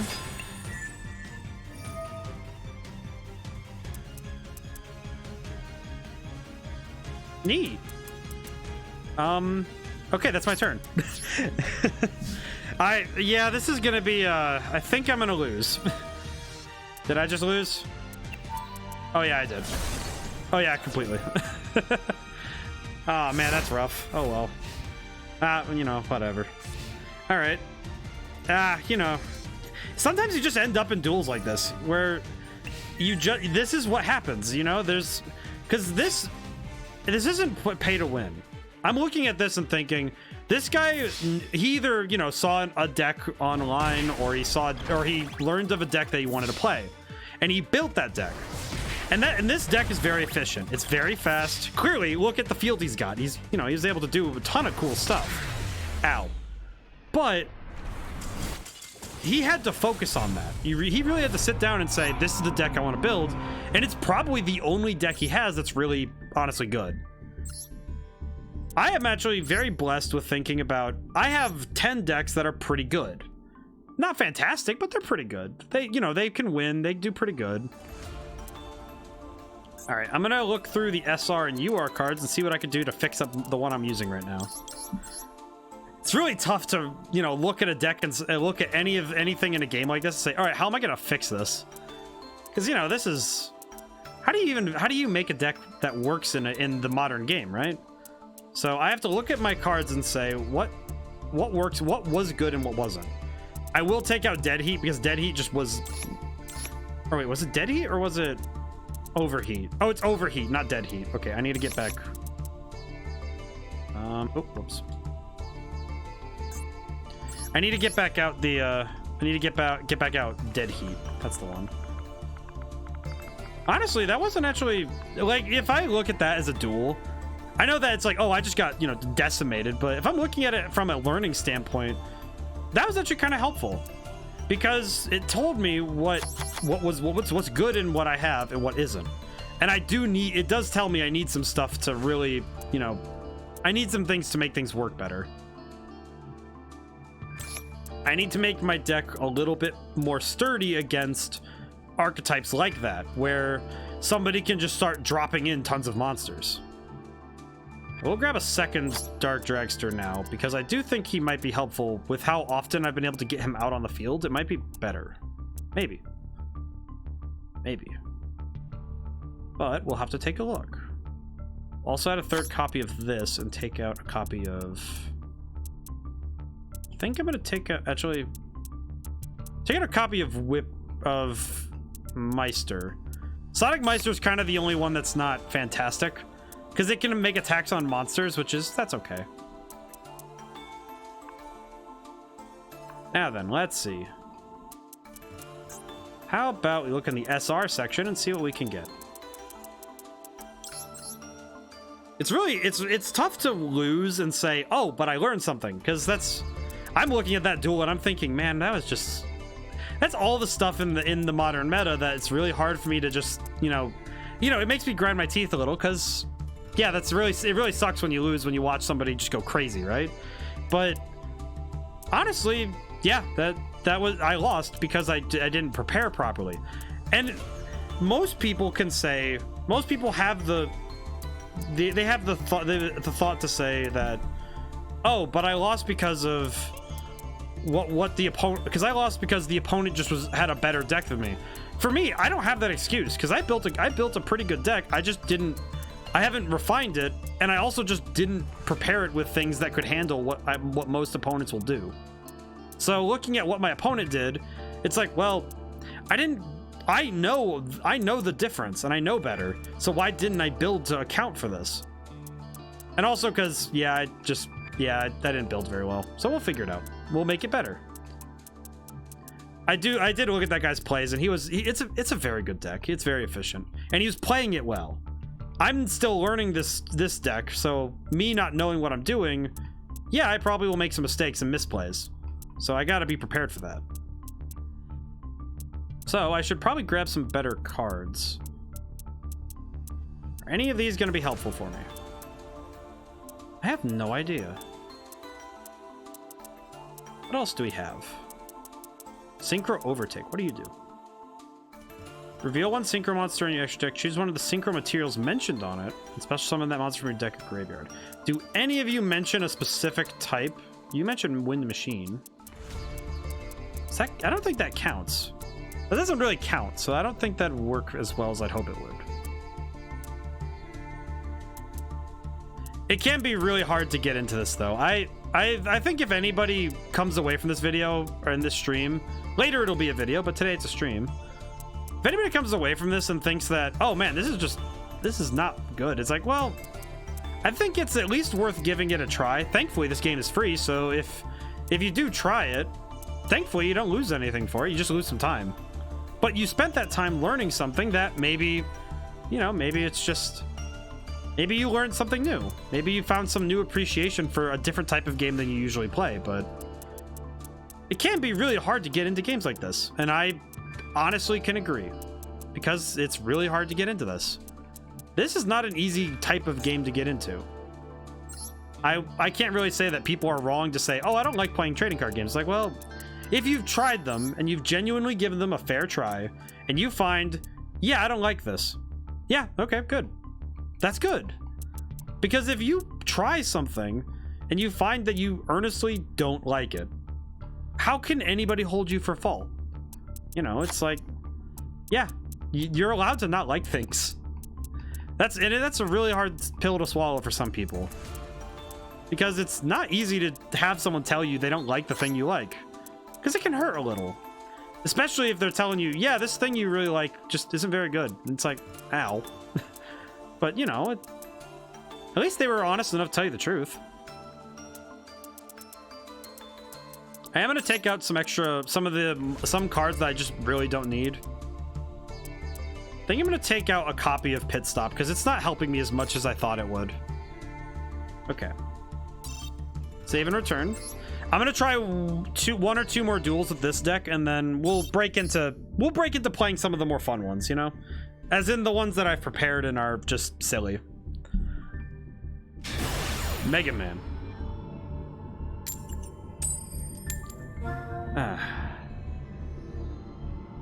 Oh jeez, I just felt so I had to do a lot of lifting. I was helping a friend to move into their new place, and my neck and shoulders right now, a little stiff. Lots of heavy lifting, you know. That's fun, you know. I think it's fun when you get to do stuff that's just interesting, you know. You get to go somewhere new, have some fun. Okay, I think I have I'm looking at my current hand and I'm kind of like, what am I gonna do with this?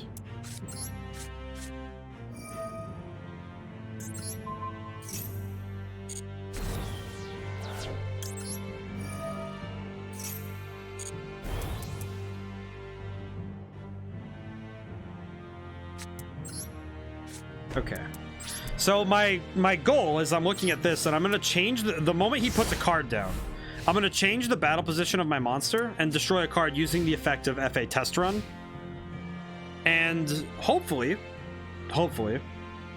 I'll be able to use this later to try and get myself a better position later, especially if he puts anything down that's kind of easy for me to smash over.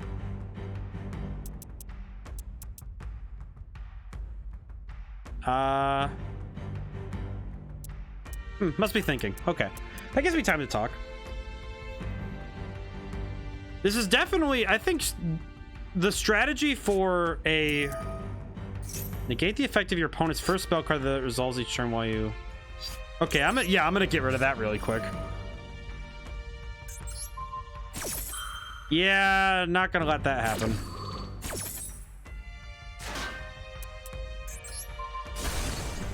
That card would be really hard to play around, if I'm being honest, because the effect of that card being able to stop my spell cards would be really hard to handle.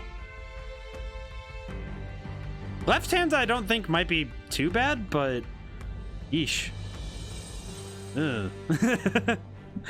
Okay, this guy's playing a spellcaster deck, I think. I hope so, because if he's playing these and not actually using them, that would be a little awkward, wouldn't it? Be a strange type of deck if he wasn't playing spellcasters. So the types of cards, I think with learning a deck, if you see a card that mentions a type of monster, that can clue you into what your opponent's monster typing might be. Some decks are a little bit obtuse. Oh, okay. Okay, what did that do? Tribute this card, discard a spell card. It's a special summon one Witchcrafter from your deck. Oh, okay. And you can banish this card, draw one card, and then send... Oh, so send a card for a Witchcrafter from the hand to the graveyard. If none, banish your entire hand. Okay, interesting. So this deck seems to be pretty good at searching things out. It's pretty cool. Witchcrafter collaboration. Okay, so he discarded a card that must have not have been useful this turn. Oh, big monster. Cannot target other spellcasters you control. You can discard a spell card, target one face-up card your opponent controls, destroy it. Oh, okay. So he's got some good field control right now, so that's pretty good. All right. I do have some tricks up my sleeve with my current cards in my graveyard, so I should be okay. Maybe. It's a hard maybe for me. Let's see. We'll see. This is cool though. Normally I don't get to see decks like this, so a lot of times I see Blue Eyes, or I think Blue Eyes. There's like a few archetypes that I've seen a lot. I know recently Destiny Heroes have gotten a major surge in popularity, just off the chance that they got a new boss monster recently, because Phoenix Enforcer is mean. It is a very mean card, but it's, you know, it's a strong monster. It's just, man, it's really hard to feel like it's really hard to not feel a little jaded when, you know, that card comes out, because man, it is really hard to handle. What does this do? Ah, okay, so he's able to refresh his monsters with his monsters' effects with spell cards that come back. I see. Very good. Okay, put this down.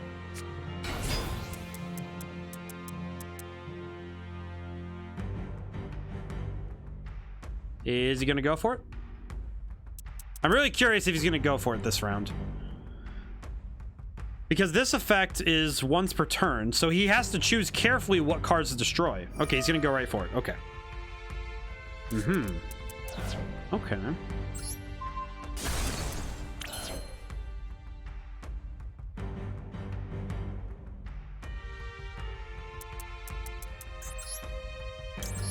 All right. Thankfully, I have the means to be able to keep going on my turn. So this should be fine. I just need to really work with what I got.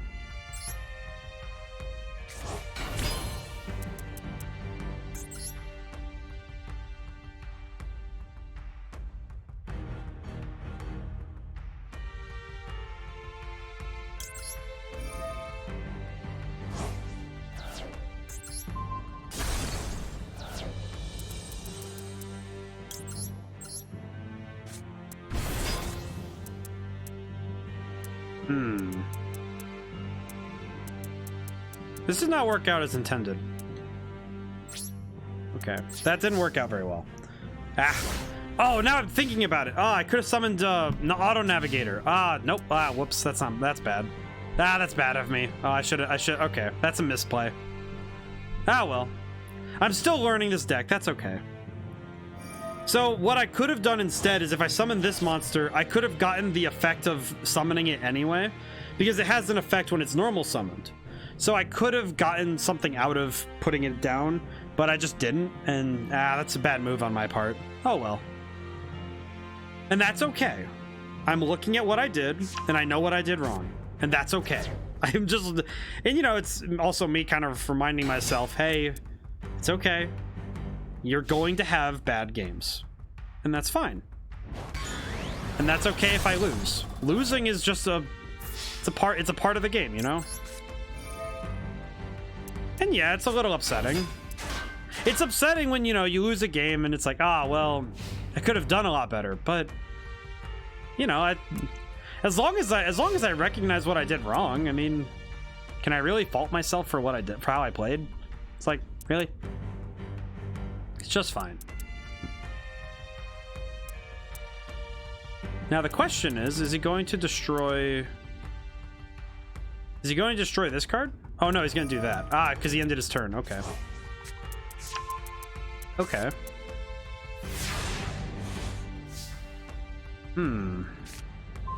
Okay. That's not great. Okay.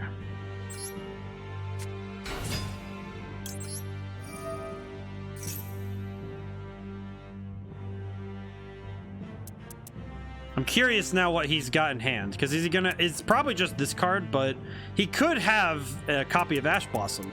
So the reason Ash Blossom is the most famous of the hand traps is because it's the most utility. It allows you to stop your opponent from searching their deck for cards that they need to continue their playing.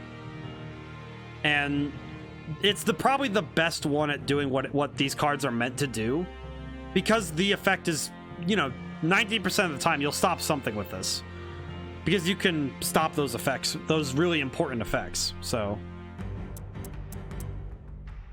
I'm curious what he's waiting for, though. Is he thinking about it? What truly is going through his mind?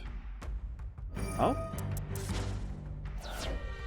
interesting. Okay, maybe he's not too worried about me.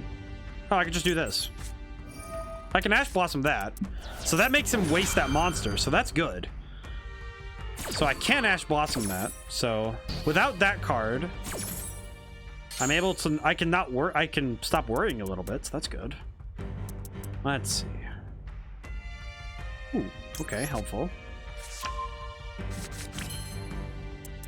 What can I summon?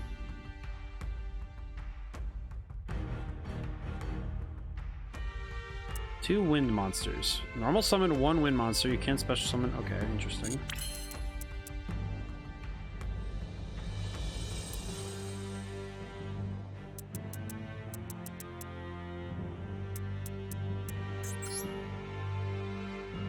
Equal to the levels of the FA monsters cards points to times 300. Each time an FA spell or trap is activated,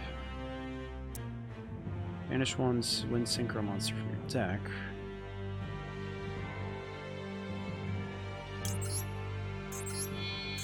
Okay, this might be a bit silly, but it might actually work.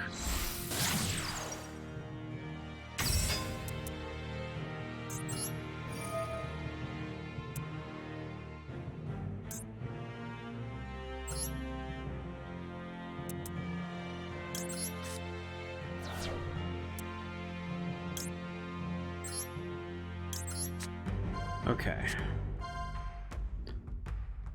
I think this might actually work out. In a weird way, this might actually work.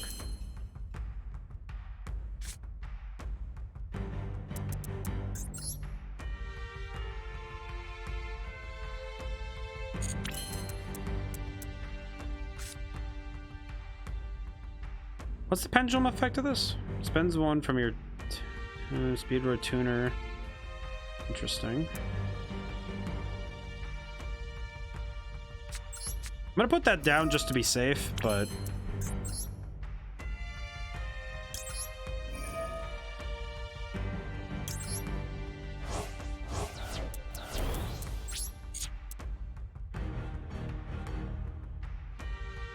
what does this card do?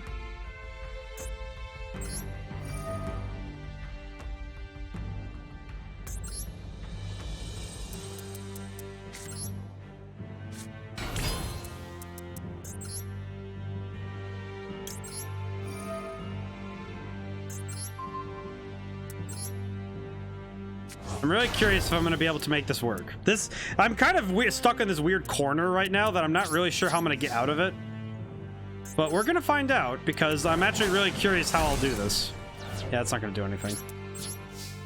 Huh. Okay. Alright, so I was able to get out 2 more monsters. I have these 2 now. If I can get... Okay, in theory, I'm thinking in my theoretical headspace, right?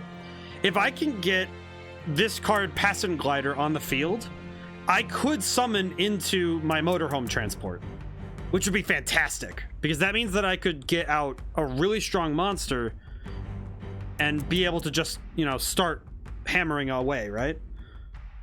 So that could work out, but I have to be really careful because if he pulls out a card that could get rid of it, then that could be dangerous. So we'll see.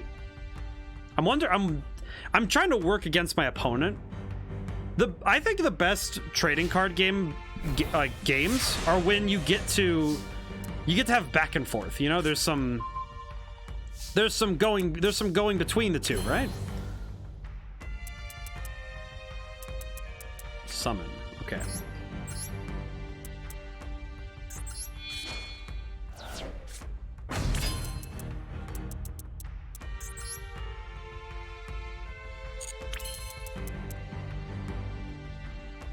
Okay.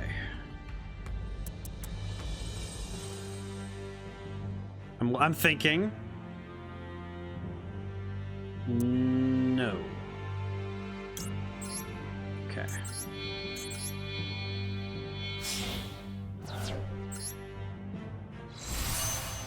Okay.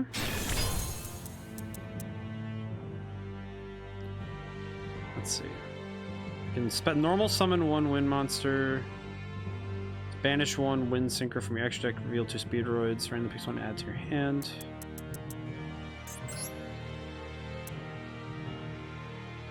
This is a machine type? It is. Okay. So if I can summon this out, I'm trying to think ahead, right? For what I got. Okay, put this down. Summon out. Okay.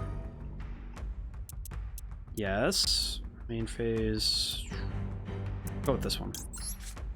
This will work. Okay.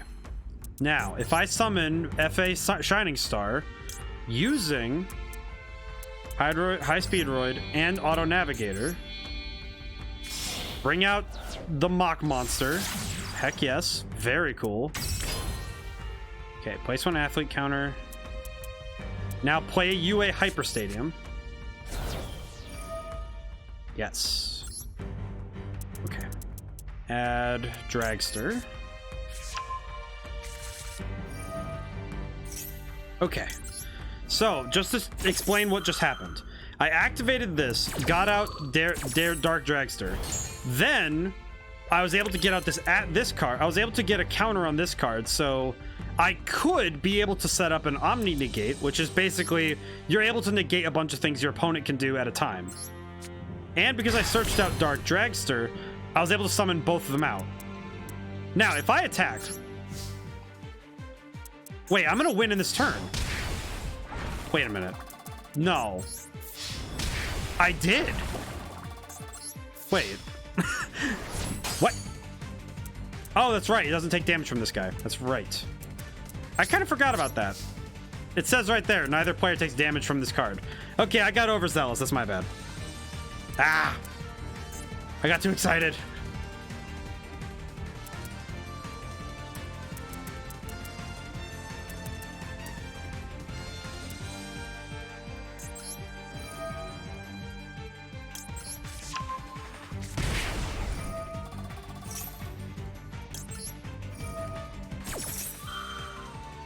Okay. I am gonna try and slowly boost up my monsters again because we kind of need it. Especially given this guy's level isn't high enough to not get destroyed. So we're gonna have to see what we can do. Okay, end phase. This is kind of the best I got, so we'll see what we can do. But if I can activate this Hyper Stadium again, I could drop down a big, you know, I could splash down really hard. Especially with how much damage I'll be able to do. Love the music in this game. So intense, just go at it.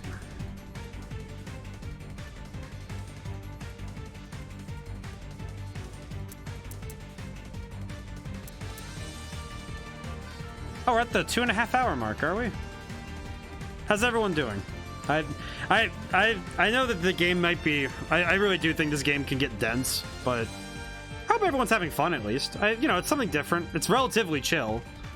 Nothing too crazy, you know. It's not like Amnesia. That is going to be this Wednesday, by the way. We are going to finish up Amnesia. I will probably stay up a little later just to make sure it's done, but we'll see how fast we get through the game, you know? Oh,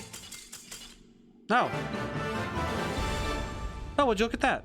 I don't like this culture, right? If you lose the game, maybe you should just take the loss. Because you don't get any rewards if you do that, right? If you just quit. You know, that's just sad. I don't know, that's just a little upsetting. Because then it's like, man, like... You kind of just sit there thinking, man, you could have really just won. Alrighty. Is there anything else we could do to make this a little better? I just want to look one more time. I think actually it's pretty close to being the best it can be. But let's take out 1 copy of Test Run and 1 copy of Dead Heat. So it's a really nice and trim 40 cards. Because now the game will be, the deck will be as, you know, regular as it can be. That's pretty good.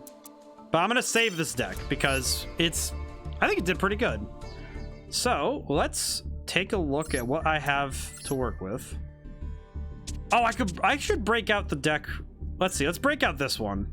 So this is my old Nordic deck that I built for the last time I did a draft challenge. So what I should do is go through and edit this and see if I can't make it a little better. Let's see. Let's see what I can do. Let's start with adding some UR basics. I really do think Raigeki and Lightning, and I think Raigeki and Feather Duster are just must-haves for any deck if you're gonna play through. I think I'm gonna take out Summon Dice. Let's see. Bad Luck Blast. I can get rid of that. That's not too bad. Add 1 Nordic from your deck. Nordic Lights. It's actually not that great, is it? You know what? I have a good idea to switch it out.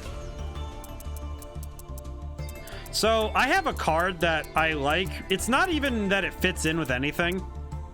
This card here, Dark Sanctuary. This card is very fun because it's based on coin tossing. The first effect I ignore. The second effect, though, is when an opponent's monster declares an attack, you toss a coin. If it's heads, you negate it. You just shut it off. And you deal damage to your opponent equal to half their monster's damage. Their attack. My bad.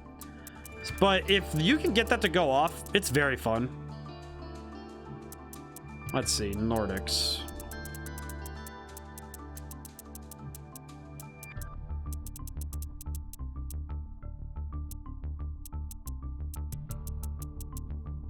Let's see. Now, let's add some more Nordic cards. Let's see what we can do with the Nordic, shall we? I like these guys because they're based on the Norse mythology, and a lot of them are really cool looking. I'll show off a good example. Odin. Yeah, that's some good art. I like him. He looks great. I'll try to show him off better when we get in, but... Alvis.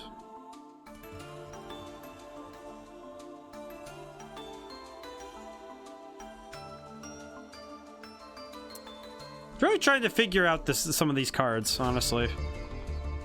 What am I missing? Thor, Lord of the Aesir. That's a UR monster. Oh, he's really good. I don't have him, though. That makes me sad. I don't have a lot of the very good cards in here, but... need to look through. Mimir, Goldfax, Valkyrie. I think I have Valkyrie, don't I? Valkyrie in there? Yes. Okay, good. I actually don't know how much better I can make this deck without getting a little bit sloppy. These other ones, Nordic relics? They are. Okay. Interesting. I'll pull that out. That'll be good. I'm not the best at this game, but I like to have fun. I think it's more important to me to have a fun time rather than just crushing every constant victory. Must be winning. Like, honestly, I have more fun when me and the opponent get to have some back and forth. And I get to, you know, I get to sit. We get to learn a little bit more about the game. I know that when I play card games, I like to talk while we're playing, no matter the game, even if it's a trading card game or something as simple as euchre. You know, because to me, it's the fact that I'm here with a person and we're going to be playing a game together. I really prefer to keep it to, you know, we talk and have fun. And I think the philosophy of victory over everything can really stain a person's experience with a game. Any game. Even if it's something simple, like when you're playing tag with your friends, if being the one who's always running away and being the best at everything, and you must be winning. And soccer. I think soccer has been ruined for so many kids because the kids who take it too seriously and the adults who take it way too seriously, I think that they ruin it for the other people because it's so focused on winning that they lose sight of the fact that it's a game. And games are meant to be played. And yeah, you can take it seriously, but don't attack other people and don't ruin it for others because they're trying to have fun. You know, you should be trying to have fun. I think at the end of the day, a lot more people would have a happier day if they were trying to have fun a little bit. Just enjoy it a little. Have a good day.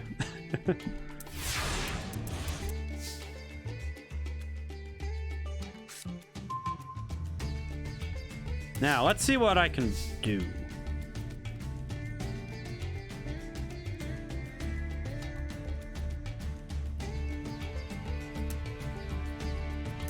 Okay, let's play Dark Sanctuary. So we'll start with this.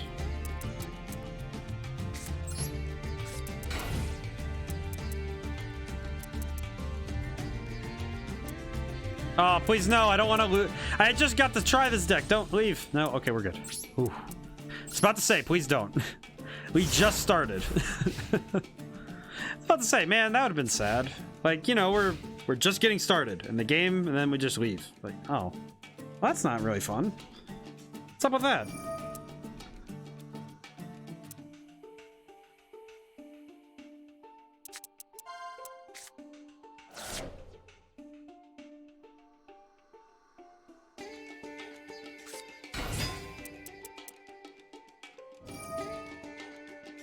I really like elemental hero decks, but they can feel a little bit... It feels a little sad that a lot of people play these really famous archetypes, because I start to lose sight of, oh, this used to be the deck of some character from the anime, and it was really cool, and they made it fun. And then it kind of just becomes, wow, it's... Yeah, it's a monster, all right. It's a card. That's cool. You know, it's kind of like, oh, it's a monster. You lose sight of it, right? Like, you just kind of lose sight of what the game used to be.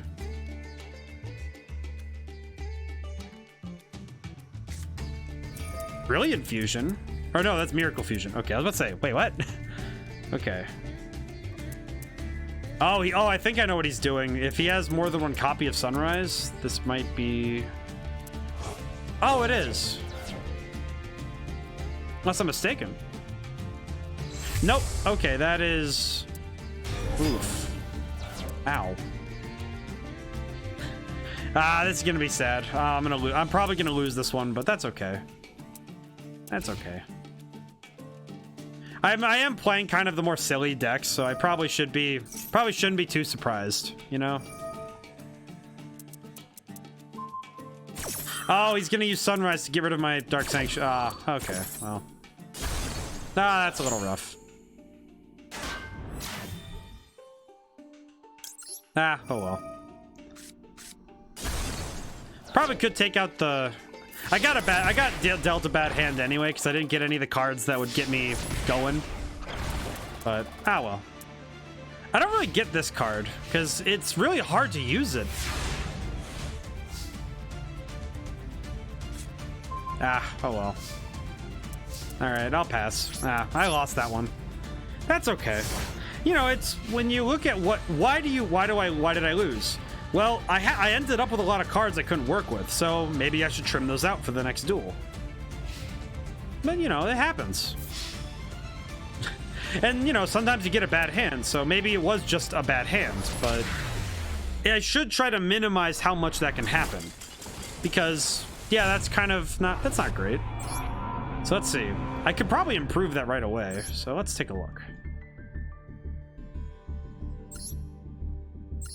I do think of all the things I've done very well with this game is I like all the different deck names I've come up with.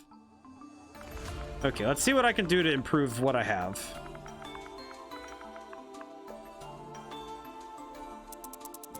I do think minimizing the chance of ending up with something like that is probably better than anything. Let's swap out... Oh, I know what I could do with these. I will keep the crab, though. Crab is pretty cool. I know what I can do with those.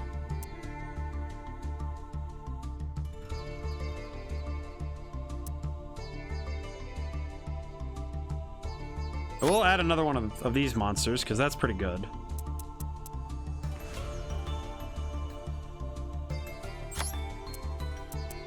Oh, wait. Most people don't destroy by battle anymore.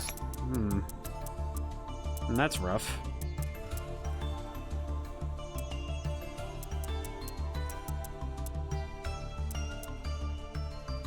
Okay.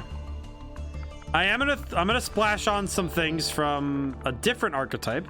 So this is one that people in the competitive field really like, is kaijus. They're basically big monsters that you can drop on your opponent's field by tributing their monsters. So I will grab one turtle. Grab two turtle. Two turtle's pretty good. So I can use these to get rid of problematic monsters my opponent uses. So that could be good. Might be helpful, so we'll see. And let's see. Is there anything else I could really grab? Nah. For this deck, I don't think much else could really work. So let's take a crack at it and see how well this does. And I'll try one more time. I'm definitely not a platinum player. I know some people get the platinum. I've mostly stuck around gold, but I think that's more due to my insistence of how I play rather than... And I think it's because I play the decks I like, and I didn't ever go chasing the best ones in the game. Because there are just some decks that can outperform others because they have the support for it. So, you know, like these Nordics. I don't think they got some recent support with the Link monster, but they don't really have a whole lot going for them, if I'm being honest. So that could be hard, but that's okay.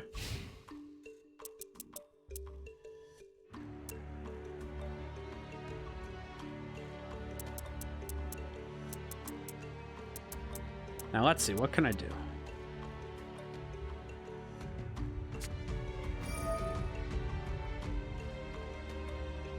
Alright, what's he played? Simorgh Onslaught.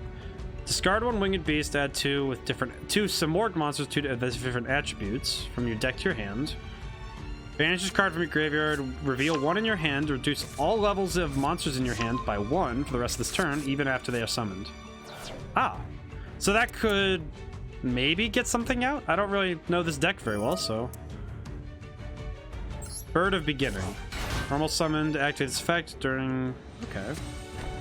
Extra summoning, that's pretty good.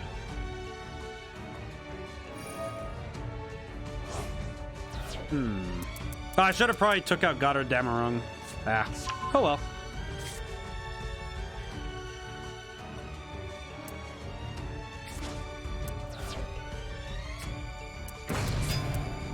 Simorgh.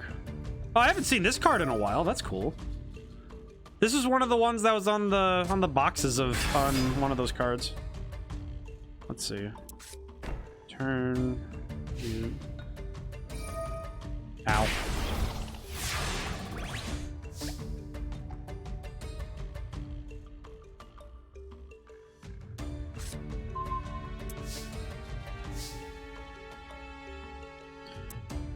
This all treats us to win. Each player takes during each of the end phases. Okay.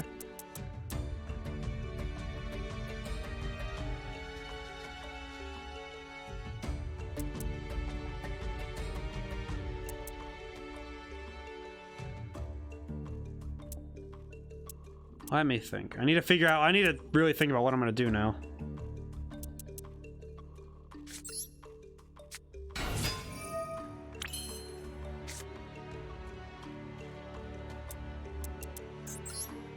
Is that all really it takes?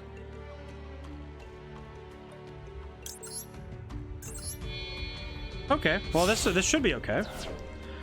Okay, so I summon the Nordic Ascendant. Okay. What is this doing? Ah, okay.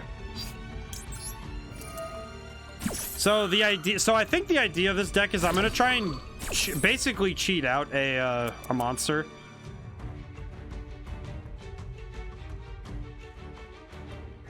Let's see, I'm gonna banish this. And banish this. Banish this. Summon from my deck.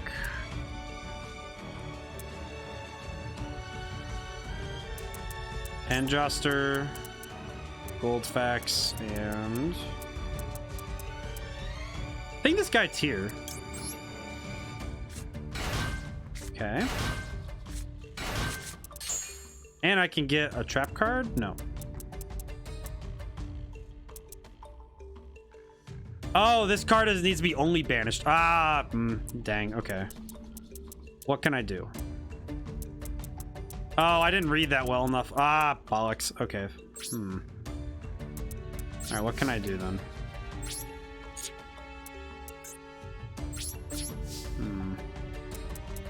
I did not think this all the way through, did I? Ah, what? How come he doesn't take damage from this?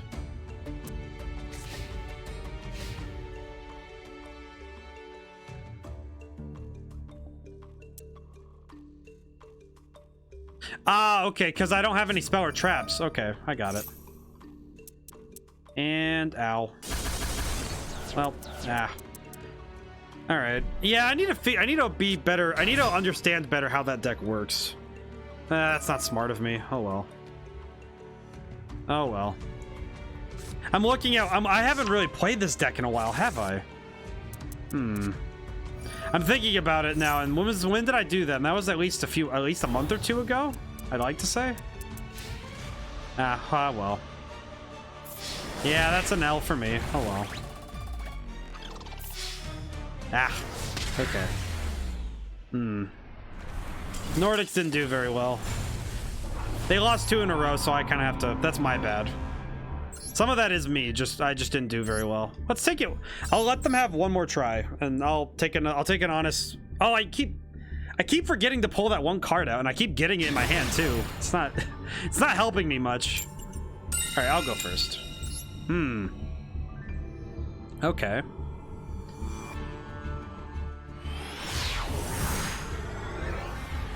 I really need to slow down, actually, because I feel like I'm getting a little too ahead of myself with some of this.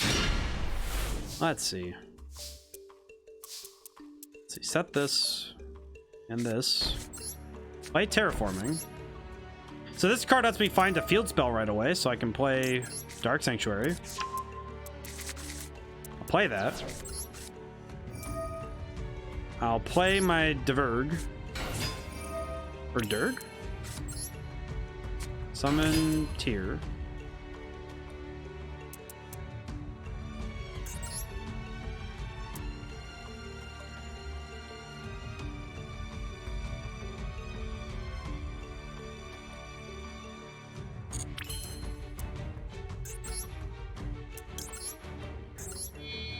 Ah, it destroys him. That's right. Ah, jeez, I forgot. Ah! I forgot. Oh, that's sad. That's okay. I can make this work. I can make it work. It's fine. I do think some of my problems are misplays. I definitely have too many misplays for how much I play this game.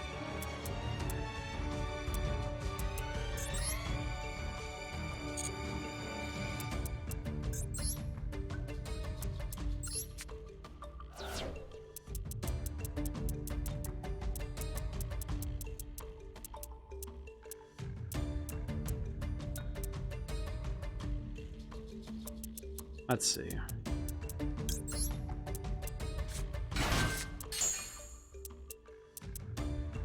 Okay. I'm definitely noticing now that of all the things I don't have with this deck is I don't remember how it works, because I remember learning it when I first played it, and it's true for a myriad of reasons, that if you don't read the cards you have and you don't read them over, yeah, you're kind of just spelling this. Jeez. My worst nemesis. I'm really not a fan of this card. I'm really not. And I think the problem I have with it is that there's no downside to using it, right? So, the problem with this card, with Destiny and with Destroyer, is that it has no downside. It has an extremely strong effect that's really powerful and really cool, but it has no downside. Uh-oh.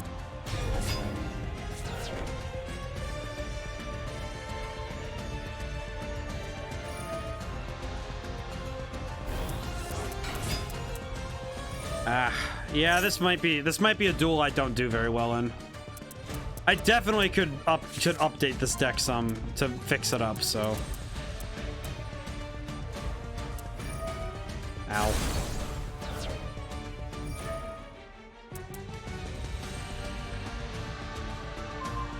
Now see how he targeted his own monster? He targeted himself with that effect? Because Phoenix Enforcer can target himself, destroy himself, and then immediately say, oh, next standby phase, I'll revive myself. Every single turn, that card comes back, it can recycle, it reuses itself, and there's nothing stopping it from just continuously destroying your opponent's stuff. So, yeah, it's not fun to play against. So it's because it just allows itself to keep doing the thing over and over again with no downside. Most cards, even if there is a downside, you can circumvent it a little. You have to be really smart about it. This card, it's not even that hard to get around it, which is just, it's really hard for me to like the card. I don't even want to play with it because it's not fun. Because it just isn't that exciting. There's no intrigue to using it. I am kind of tempted to leave this game because this isn't, I do know this isn't going to be fun to watch. Just outright. Unless, yeah, unless I start Unless this starts going off, I don't know how exciting this will be. Especially because he's gonna keep destroying all my things, so... I should probably study this deck better. I don't know it well enough.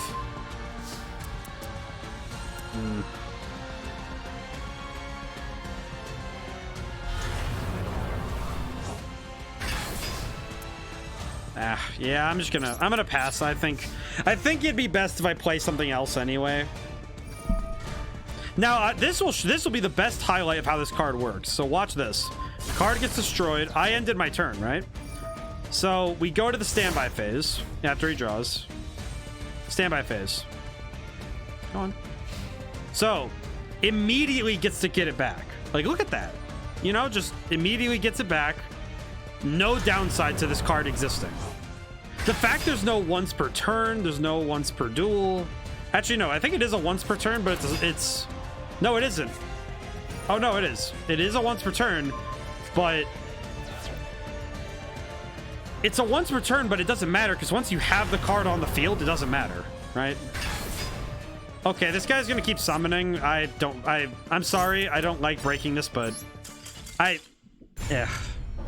don't like players who do that. They have the game in hand and they just aren't doing anything. It's like, all right, well, that's not very fun. And I don't like it when that happens because you kind of just sit there thinking, wow, I really am not good at this game, and it's sad. It's really hard to pick your chin up when that happens, you know? But when I look at this, I think, okay, if I look at what I did wrong, which some of it really is just this archetype is very hard to use, especially nowadays. I love using it, especially in casual settings, but it's sad because it's really hard to play online with this archetype. Might also be because of the time of day. Maybe I'm running into better players as it gets later. All right, let's change out. Let's see. What do I want to play? I could play my Time Lords. Show that off some. Nah, let's go for the meme. So this is a deck where the majority of the cards are based on random chance. The only four that aren't, I think, are these four. And the extra deck. But I only did it this way because I needed to make sure the deck was playable in the modern game. I don't like that, and it really just rubs me the wrong way to have to do that, but that's okay. We're both me and my opponent are down on our luck. We both are gonna lose and lose a rank.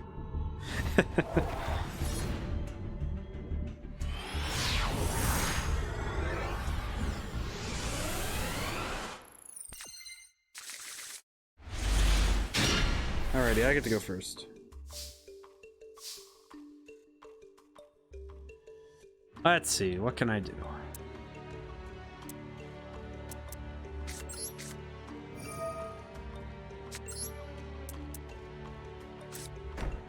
Let's start with Misjudge. So Misjudge allows me to throw coins. I can throw 2 coins, and if I get 2 heads, I can negate an effect, which would be really cool.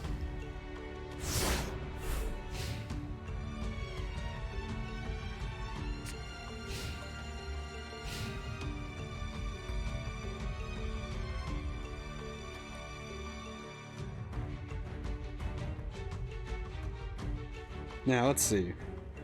What will the opponent do? Really curious. I like seeing new decks, so that's why I like playing these new archetypes or trying out new challenges. I think it could be a lot of fun if I try to do a challenge like build only a UR only or a SR only or. All right, let's see. What do you do? And Grantium Umbrella. When this card's normal summoned, you can discard 1 card, target 1 level 4 or lower in your graveyard. Okay, interesting. Intriguing. Okay, so what's the end game? I haven't seen this card before, so I don't know what it does, or at least what this deck is trying. Interesting. All right, let's gamble a little, shall we? All right, Twin Barrel Dragon. Let's go for the face down in the back. All right, big money, come on, big money. Sit there going big money. Didn't get 2 heads. That's okay. That's okay. That's good. Let's see. Should I go into anything here? Nah, I think this will be fine. It'll be fine. Let's go for it. The best way to find out if there are traps in your way is to spring them. Oh.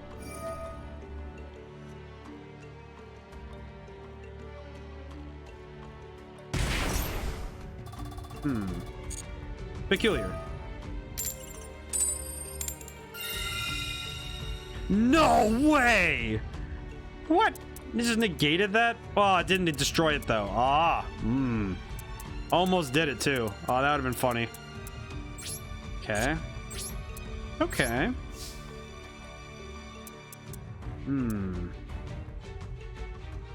I'll wait for now.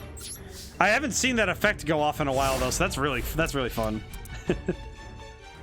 Alrighty.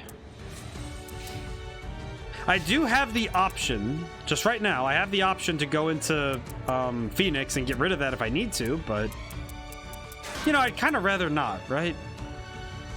Because why not just try to gamble a little?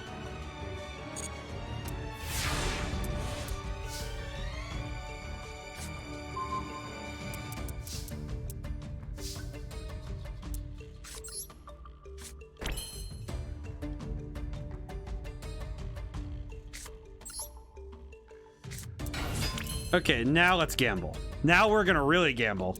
Let's throw some coins. Woo.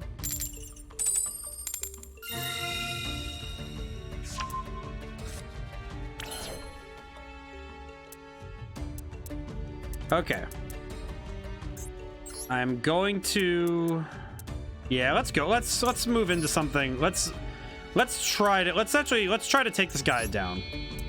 I think it wouldn't be very prudent of me if I was just kind of futzing about if I can win.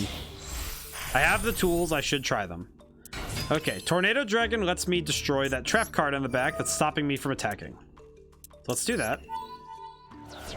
Alright, destroy this. No. Very good. Okay. What do you do? Okay. Attack. I'm curious what this deck is, because I haven't seen much of the cards he's running, so... What was that card he discarded? Dark Magic Attack. Oh, Dark Magicians? Really? Interesting. I'm curious. Now I'm really curious, because he has Dark Magician cards in hand, but also this Angracium, so... Ah, Tour of Doom. Let's activate it. Now, let's do this. More gambling. We must flip more coins. Excellent. Very good. So this card actually single-handedly made me really rage at a mobile game about 6 years ago. Because in high school they had this, it was kind of like Master Duel before it was real, before it was this game. It was a mobile game where you could play regular Yu-Gi-Oh! And you could, you know, you could play, and it was just fun. And you played against the people from the anime. But there was a guy named Sartorius Kumar who had this card, and he would always get heads. So you could never summon, and it was just agony.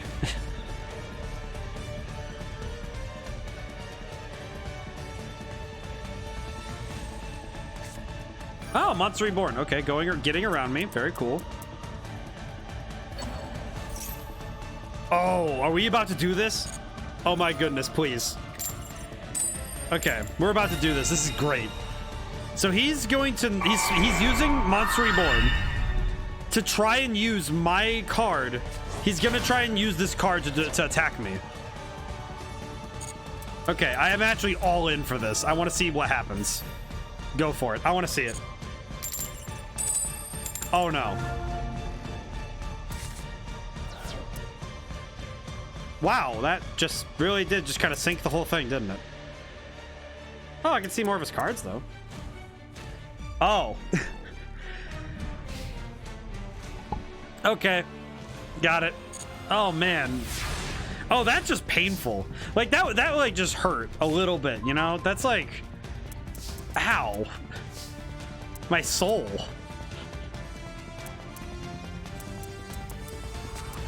I'll set this monster face down. Let's get to attacking. So what happened was, this card's last effect is if you throw 3 tails, you discard all your hand. But I'm just, the sheer odds of that happening is a 1 in 8. So not impossible, right? A 1 in 8 is 12.5% chance. So being able to roll a 12% chance of that is just like mind-boggling, right? That's wild, because that's a really hard effect to trigger, right? I think the easiest one is the 1 head. Oh, okay. Ah. Oh well. Hey, that was fun though. I like this deck. I think this one's a lot more fun than some of the other stuff I have. So I think it's more fun. Let's see. Nah, just keep going. I really like the chance deck because it feels more akin to actual just, we're going to put we're going to use fate and have fate decide what's going to happen, and that's going to be what we do, because it's so much more exciting than I'm going to negate all of your monsters, make sure none of your cards get to stay on the field. That's not fun. So I like this a bit more. This is a little bit more exciting. Oh yeah, this is excellent. This is excellence. I like this a lot. This is gonna be fun. This is gonna get a good hand. Because second coin toss lets me rethrow a coin toss once per turn. So if something doesn't go the way I want it to, I can try again. It's basically like advantage in D&D. But there's a lot here that could be really fun if it goes well. Ooh, Sword Souls. Oh, I haven't seen these yet. Oh, this will be fun. Let's see. Let's see. Normal summon to reveal special summon a token. Okay. While that token is in the monster zone, the player who summoned it cannot special summon from the extra deck except synchros. Oh, and it's a tuner too. Oh, that's interesting. I haven't seen anything that summons tuner tokens. That's cool. Ooh, first turn. He's already got a big monster out. Okay. Banish 1 and target 1 other quick effect. You can banish 1 and 1 from... Okay. No.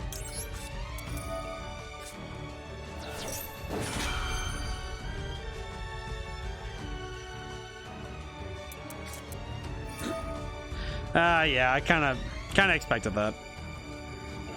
That's okay. That's okay. Not a great starting hand, but this will be fine. Okay. So what did this do? You can add to your hand or banish 1 Sword Soul card from your deck. Okay, so he's adding stuff from his hand. Okay. Wow, he's able to summon a lot of things on his turn. Wow, this is really cool. This archetype is new to the game, I think. That's cool. I haven't seen it before, so this is really a lot of new stuff for me. I guess the only thing I don't like about the further up you go in Yu-Gi-Oh, I guess I'd call it like just the stratums of play. I think the thing I don't like is just that it gets so much longer on the turn count, because the turns get to be like, you know, a couple minutes, and you just start losing your track of time, you know? It's so much additional time to play. And this is only the first turn, right? So he's doing all this crazy stuff, and then yeah, this is what we got. It's just so much extra stuff.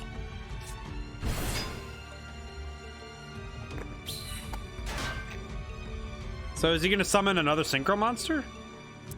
I'd imagine so, but yep, okay. Baron de Fleur. Okay. Oh. Yeah, I kind of forgot about this, didn't I? I don't really like this card. Oh. What?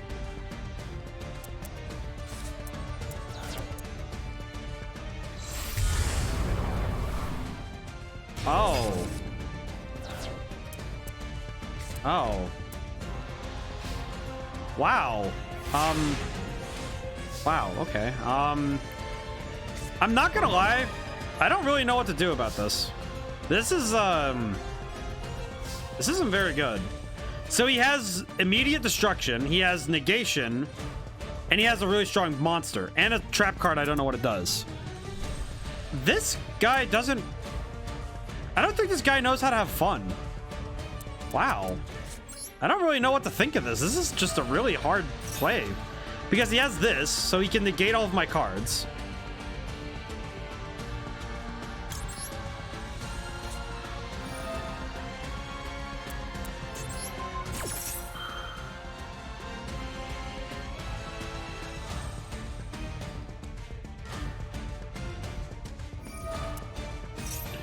Okay, I gotta get... I have to kind of start getting through his negates and destruction effects because I'm not really sure how else I'm gonna start getting through some of his other things.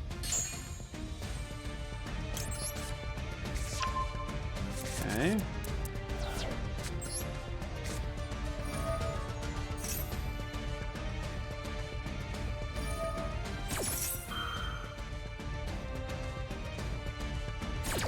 Yeah, these two cards are kind of representative of all I don't like about modern Yu-Gi-Oh! Because, man, it's just... How come everybody plays the same monster? Like, nobody has a fun boss monster. They don't choose something like, oh, I'm gonna play this cool boss monster because I like what it looks like and I like how fun it is and it has a cool effect that I like. It's like, no, I'm gonna play the same thing that everyone else is playing because why would I? Why wouldn't I? And it's like, yeah, it's a good monster, but man, how boring do you have to be to just not play anything fun? Because this isn't fun. That's not fun. It's just, oh, just shut off your opponent's stuff. Like...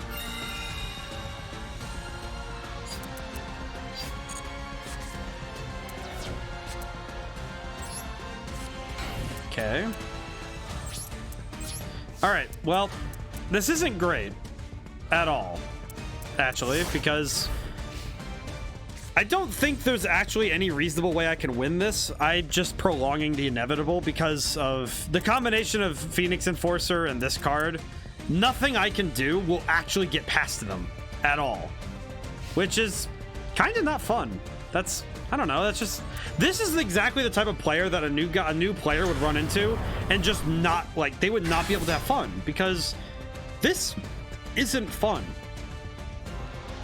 For a new player, especially, like, imagine you just started the game up and somebody drops this on you.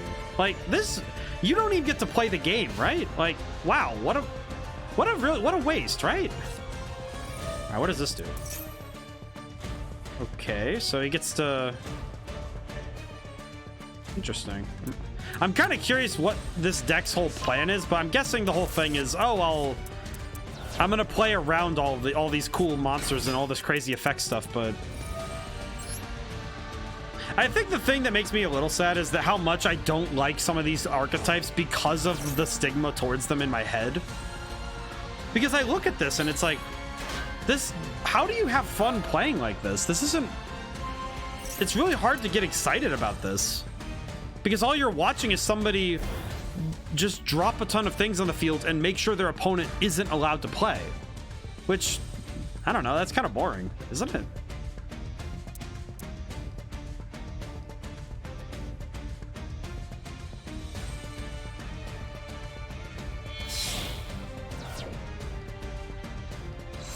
I am pretty sure that I'm going to lose this, but I'm looking at it and it's like, well, oh well.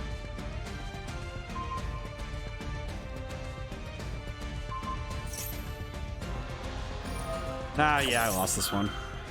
All right, I might have to switch to the, I'm going to have to take it seriously deck, which I don't like. It's not fun. It's not fun when I have to start, like, playing the best thing I have, which is just, I don't know. It just, I don't know. That seems sad. I mean, just look at this. This is crazy. Look at all that. Just crazy. Because look at all of this. It's just, it's so much. Oh, well. I will admit, this is exactly what happens, though, because I don't... It's what I deal with a lot when I'm playing this game, is... I don't win all the time because I don't play the cards that are, I don't like playing the cards that just win, because to me that's not fun. It's not fun to me if all I'm trying to do is win.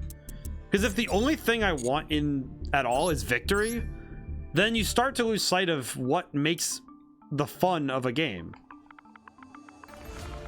Because if the victory is the only thing that's satisfying about the game, then, well, then you'll only ever chase that, which I don't think is very satisfying of a game loop. It's pretty easy to start losing yourself when you stop seeing the fun in trying to enjoy something.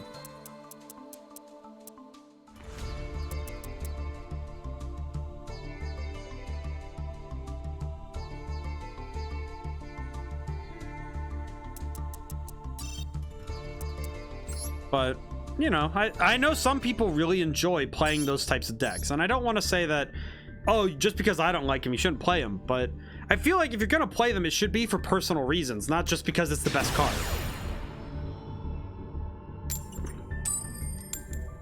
Because if you're going to play anything, it should be for the sake of enjoying the thing, which is hence why it's called a game. I think the greatest thing a game designer can do is take into consideration trying to actually have fun. Because I think too many people get lost in that respect, right?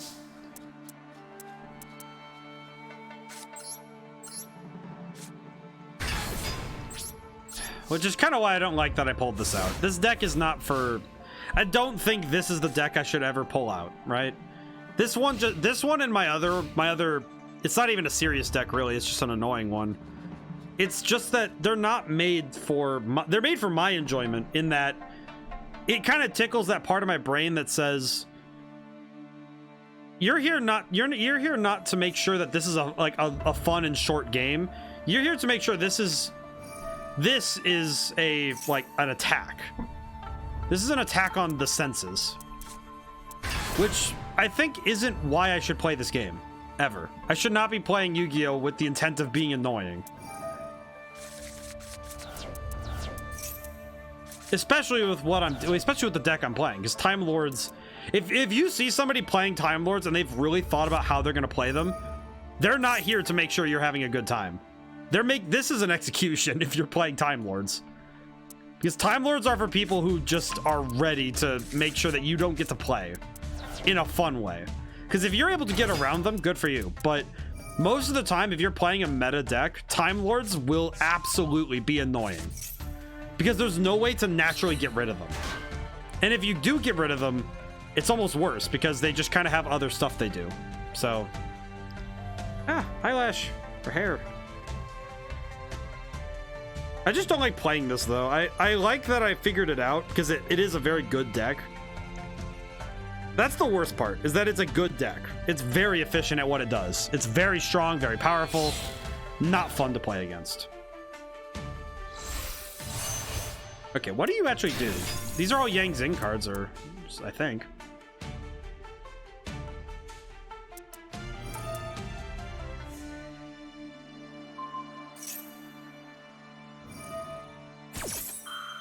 Okay. Interesting. Ah, it shuffles it back into the deck. Okay. Interesting.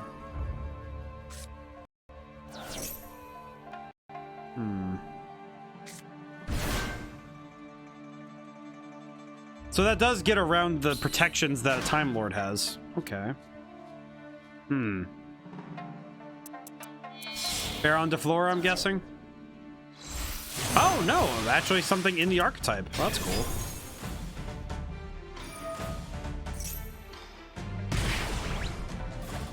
Did I just lose?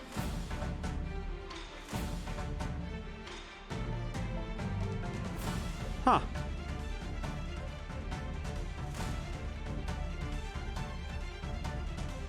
I think I did, now that I think about it. Unless, because he still has a... No, he doesn't. Okay, so I'm good, but...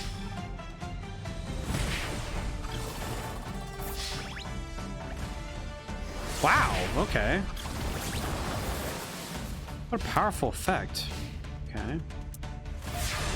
All right, what can I do to fix this?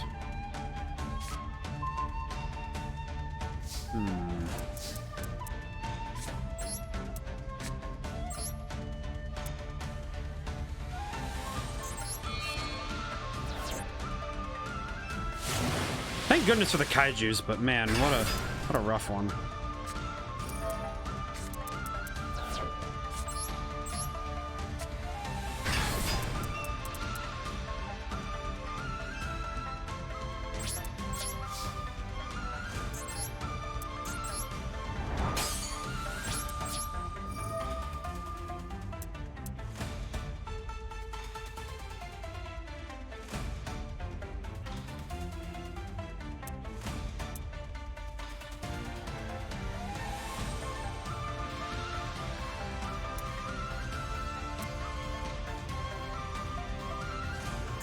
Might as well make him waste a little bit of resources, but dang, I think I'm gonna lose this one, but I don't know.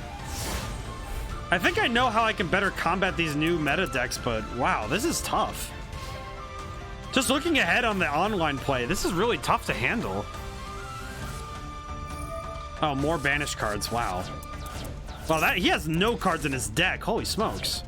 I just realized how much he's wasted. Whoa. Okay. Wow, he's kind of gone through, because he's down to 7 cards in his deck already. Wait, how did he do that? 8 here, 20, 28 plus 6 plus 0, 5, 6. 12 plus 9 is 21. Yeah, okay, so he has, okay. Wow, what a... Yeah, okay, I lost this one, because he's able to summon the card he just had out. Ah, bollocks. That's not good. Yeah, I lost this one.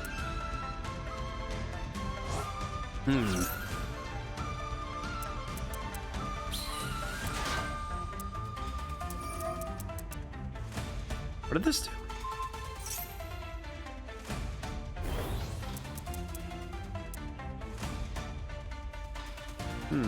Okay.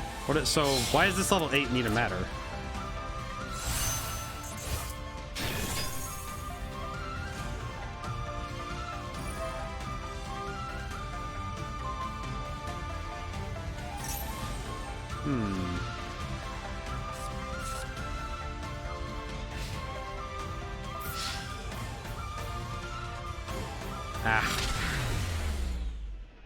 I'm trying to think of how to better improve. I have an idea, but I don't really like it. It's kind of like I'm looking at what I have as an idea, but okay. So the problem I'm running into with these newer decks is that I'm not able to stop a lot of things. There's a lot of threats I just can't stop right now, which is just not helping me. So I have an idea. So I'll grab this really quick. I am going to reduce... I think I'm going to reduce these again.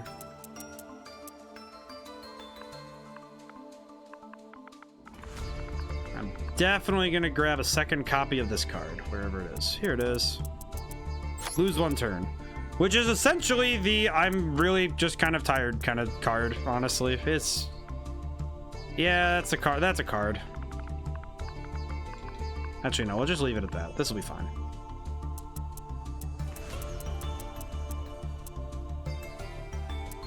And if I remove one of these,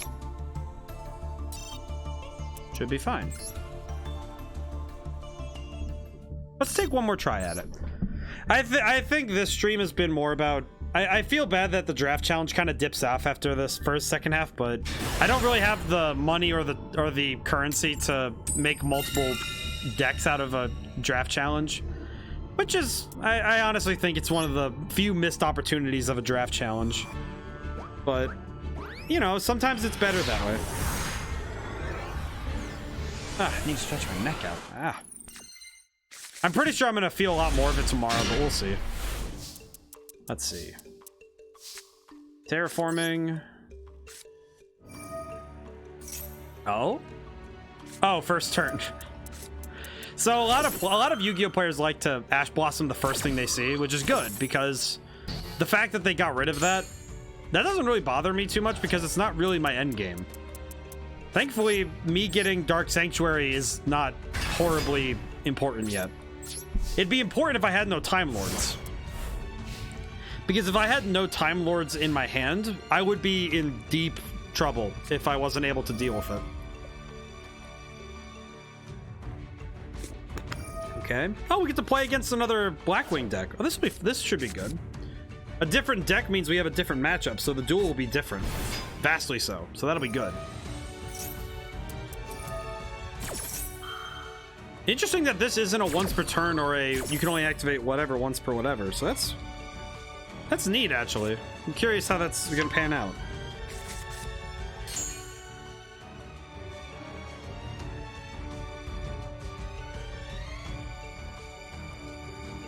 Now let's see what we can do. Let's see what happens.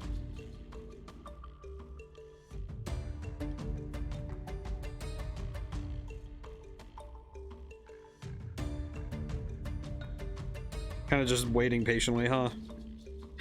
It's interesting when you end up with a duel like this, where you're just kind of like, all right, so you gonna choose your card, or oh, okay.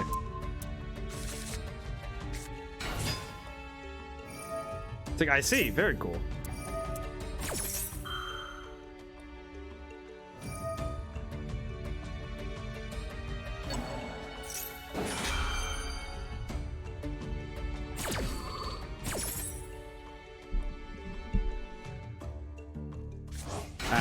Okay. I'm really trying to keep myself from mentally just going, geez, okay. When I watch somebody just kind of go off. But I think I should dissect it from a game design standpoint, because I'm looking at this and I'm thinking, okay, how do the game designers get to this? When they design a deck or they design a card or an archetype that just is vastly stronger than the rest. How does that affect the other archetypes? And it's like, well, it kind of just it's tragic, because by making a lot of really powerful archetypes and making those couple that are really good, you kind of skew the game that you'll only ever see those archetypes. So all of that variety that the game is really good for starts to fade out when you start ending up with stuff like this, where you only have the 3 or 4 decks that people are playing all the time, because yeah, nobody else wants to play anything else. They're too strong. Why would they play anything else? Which, I don't know, that's sad. So I like playing other stuff, because why would I play something that everyone else already plays? It's not interesting. Keeps the game a lot more fun when you play something new. Hope this guy doesn't disconnect by internet, because that'd be kind of a tragic loss of... man. I hate that. Darn internet connection. Oh, we could talk about that too, actually. Now that I think about it. I do a lot of thinking, which is weird, because sometimes I run through things and my brain just kind of shuts off and I have no brain cells working. But I do a lot of thinking when I'm playing strategy games, because at its core, a trading card game is a strategy game where you decide you decide the tools you're working with. And looking at a trading card game, an online one, the greatest problem is that if anybody's internet connection dies at all, you just kind of have to accept that the game is over, which is... that's not really a fun way for a game to end. You know, it's kind of like, wow, geez. It's not really great.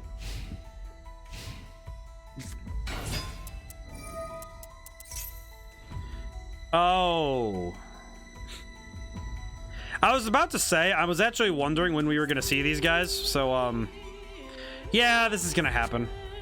So, the Dragon Maids, I think, are another deck that... this is one that people have to pay for, I think. Because I don't see many people play these decks that aren't really dropping money on this.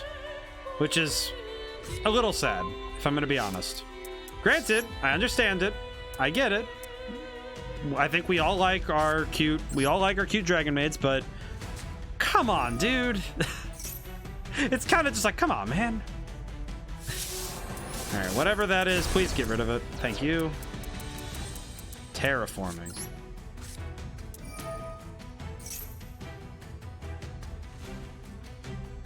All right, good. I was about to say, really? Come on, man.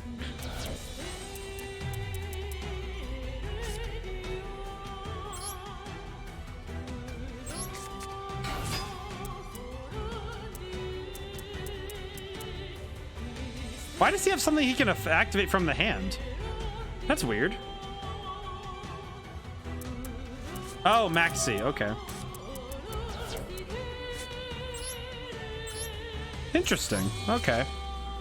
So he was gonna try and use a hand trap to stall me, but I don't really need to worry about that, if I'm being honest.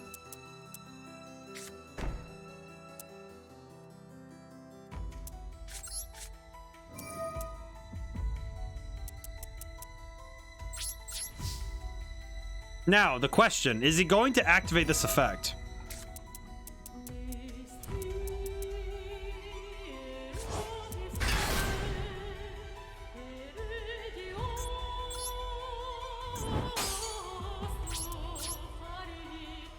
Now, let's see if this works. I'm actually legitimately curious if this is going to work as intended. Because I have a plan in mind, but it's not good.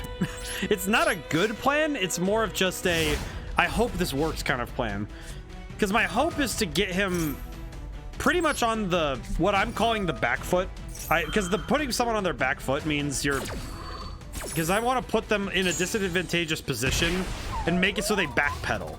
Because I want my opponent to be confused. Because if they don't know what my true objective is, I can play around them. Because I can start messing with them. Which is a little mean, but it works.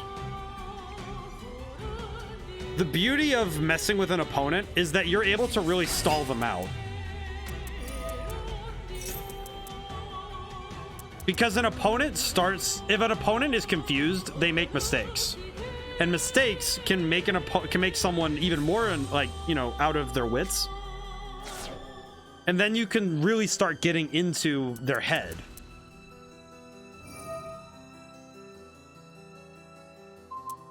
All right, curious. So I'm guessing their goal is to use changeover to summon a monster that's really big.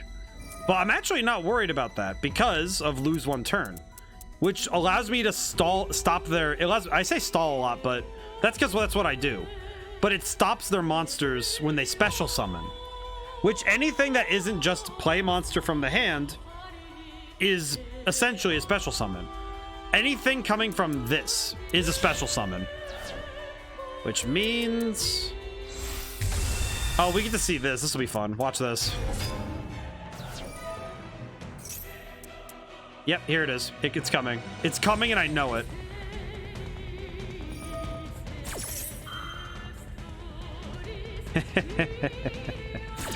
Oh, this is great. Stop it there.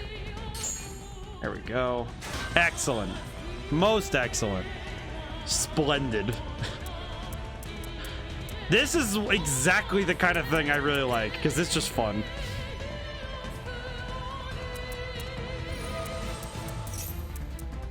This is why I play Time Lords, and specifically lose one turn.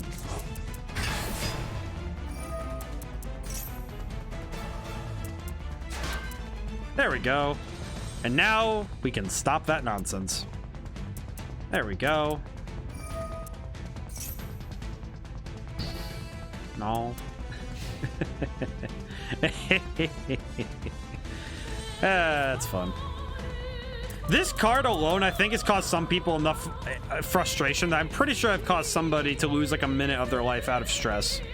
Because this card is just, in the modern game, the only downside to it is that it can be destroyed or negated, you know, whatever. But man, that first turn when they don't have anything to deal with it, pure bliss.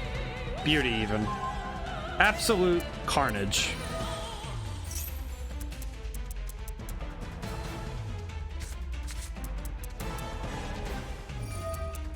What? Oh, standby phase, that's right.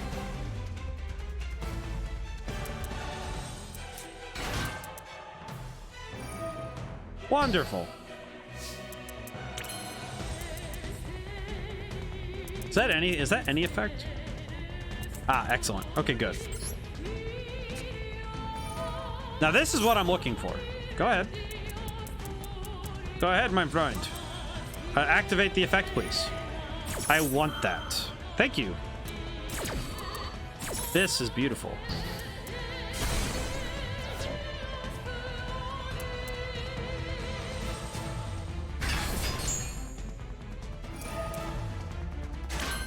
Most beautiful. Now I can activate my Time Maiden without worry.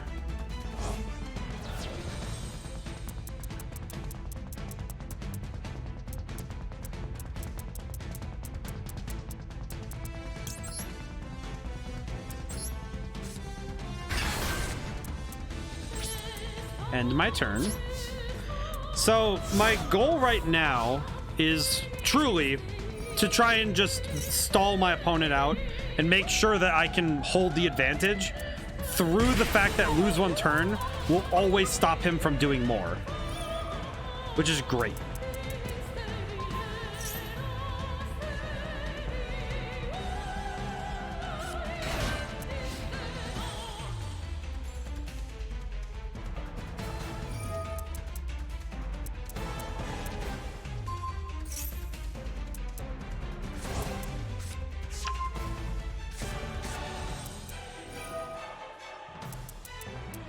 Very good. And my monster is not destroyed because of the effect of Time Lords. All Time Lords can't be destroyed by battle or card effects. Which, as we saw earlier, means that sometimes they just can't also... There's also some things they can't do. Which is fine. Every card should have a weakness. I think the weakness... Oh my goodness, I just realized how to beat Phoenix Enforcer. I just realized what card I need to put in my decks. There's a card called Called by the Grave. If a card activates its effect in the graveyard, you can drop this card on the field, and it shuts off, and it negates the effect, and then immediately says this card is then banished. So I need to start putting those cards in to get rid of Phoenix Enforcer. I need to get those cards then. Okay. I'm gonna need to do that soon.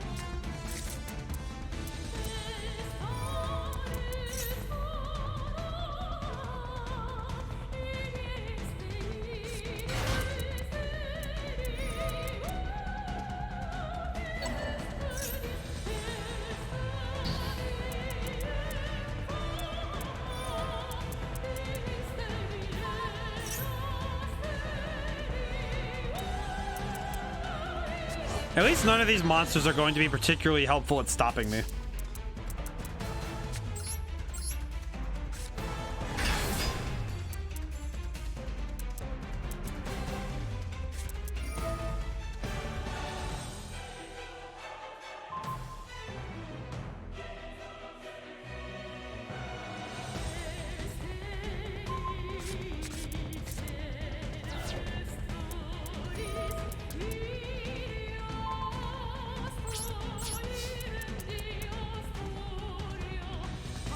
Heh.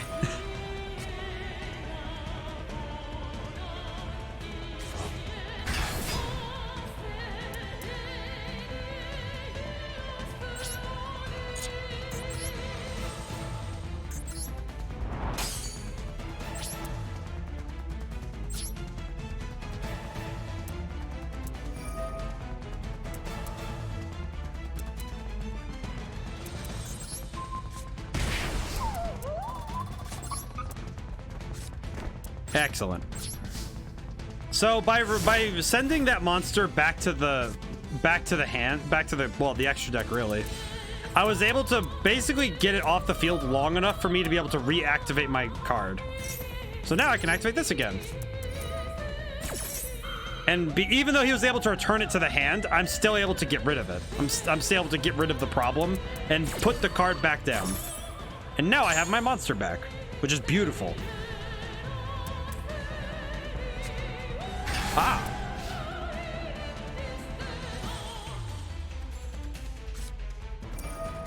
Oh. Interesting. Is this going to affect me in an adverse way that I'm not really into?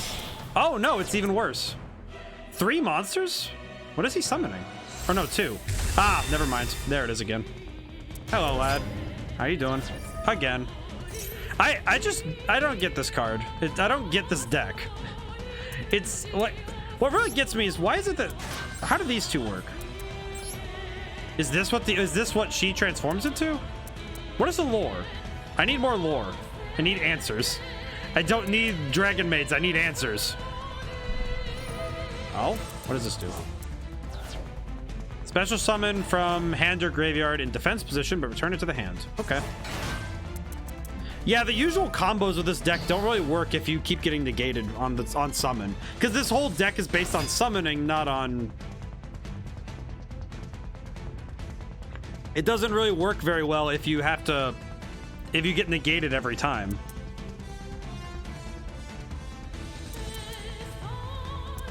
Okay, so what's next? This duel is going a lot longer than the other ones, which is nice. I like this. This is more, it's more involved than just, oh, I summoned a ton of monsters and you're not allowed to do anything. You know, it's like, oh, cool.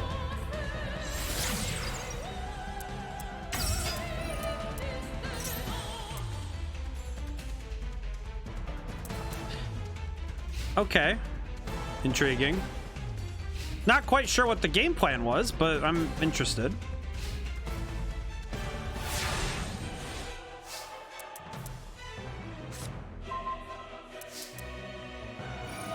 I think I might have gotten my hands on something that could be extremely great. So, this card. If I can get this card to work properly, I could reasonably start getting rid of things in his deck. Reasonably. Of course, that's highly dependent on me being able to start to get rid of this again. But we'll see. We'll see.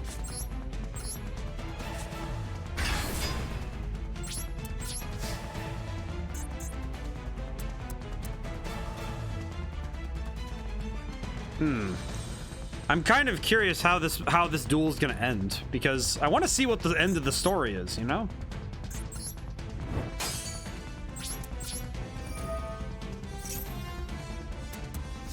Excellent.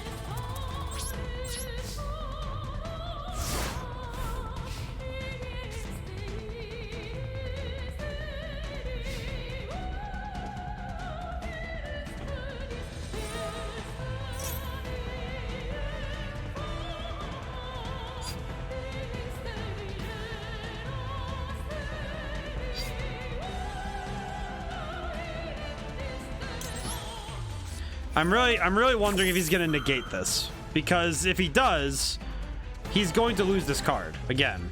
And yeah, he doesn't lose anything, but I'm really curious if he's going to stop me, because he could.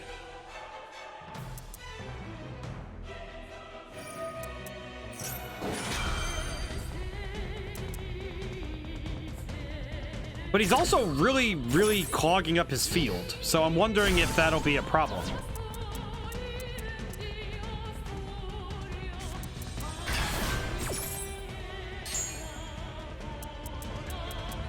I wonder if he is going to start trying to have to use link monsters to get rid of to clear his field out, because he has a lot of things on the field now. So I'm curious what will happen next. Ah, he's just gonna use changeover again. Okay, yeah, makes sense. Makes sense. Yeah.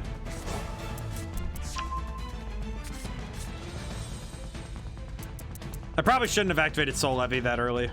That's okay.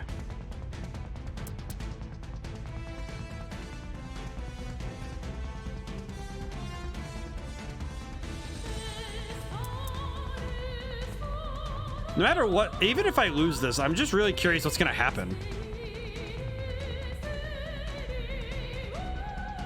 Because this is one of those duels where it just goes on, right? It's just fascinating. You're just sitting there like, well, what's gonna happen? I want to know. And I'm sitting here like, I want to know what's happening. These are the duels that are really fun. Even if I personally don't like Dragon Maids, I'm like, well, you know. Oh. Okie dokie.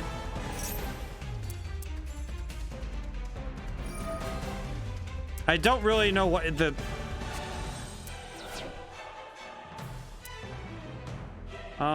Sir. It doesn't really work. It doesn't work if you're negated. Ah, that's sad. Absolutely tragic. Kind of a tragedy when you have this card just kind of messing with everything.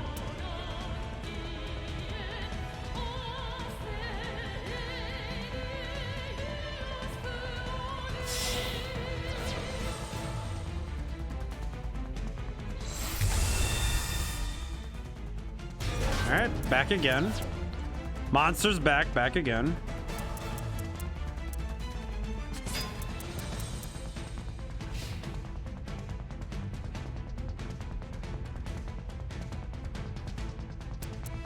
Okay, they entered the battle phase, but I wonder if they're going on the attack because they know that if I don't get another Time Lord. Okay.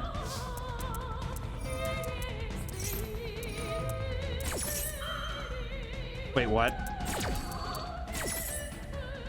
Oh. Okay. I don't think this guy realizes what he just did. So he negated the effect of the Time Lord and ensured that this card gets to stay here for another turn rather than leaving like it should. So,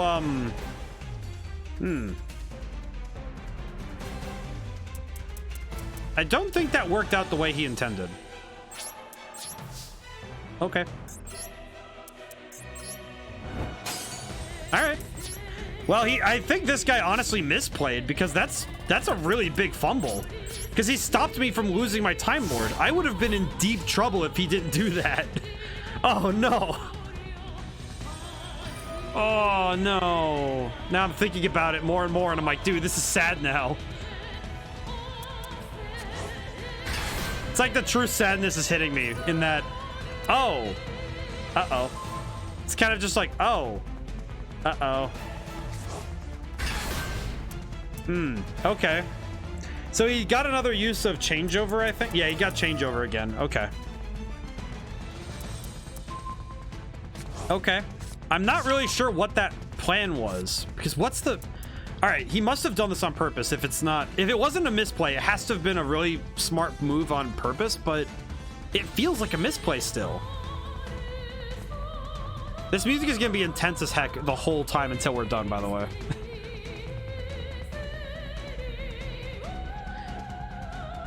My goodness. All right, I'm hoping that this... I'm really hoping that this wasn't some sort of long-standing misplay, right? I'm really hoping this wasn't just, oh, I messed up, like... Oh, no. Oh, no, whatever will I do? Mm-hmm. Uh-huh. Yeah? Okay, I don't think he realizes that... Yeah, good old access code talker. So this is another one of those competitive, we really love this card kind of things, because I don't get why everybody throws this card in. I understand it's a really strong card, but you have an aesthetic of all these wonderful maids and then you throw in random robot Gundam. Like, come on. Aesthetic here. Come on, play with the aesthetic. It should look really good, you know, and ugh, I don't like it. Like, look at this Gundam looking guy. Look at him. He's cool, but why would you do that? Why?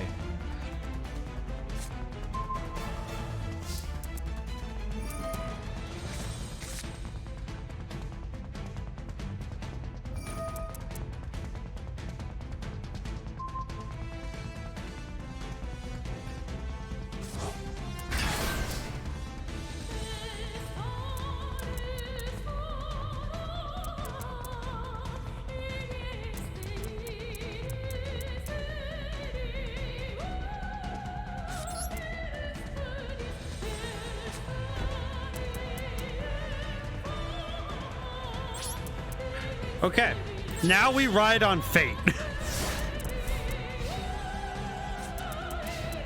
Because I have a plan. I know that this card, what this card can do. So I have a plan.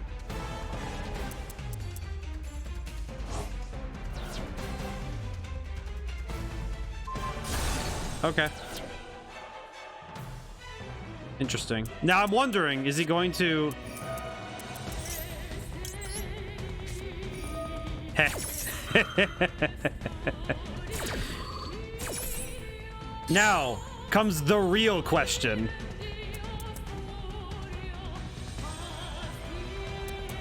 Because there is a legitimate question in my head right now. If he summons this card, right?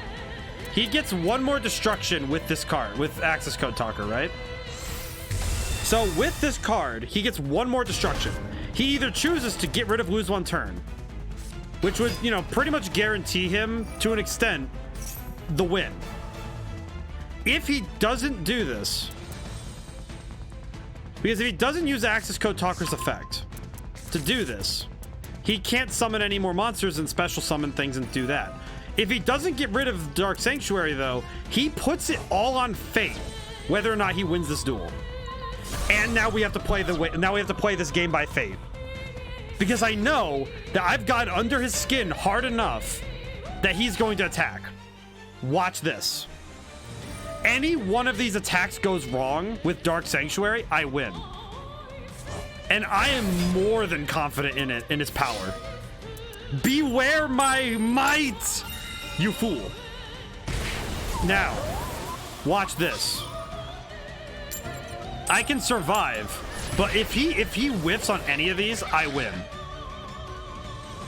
Go on and attack.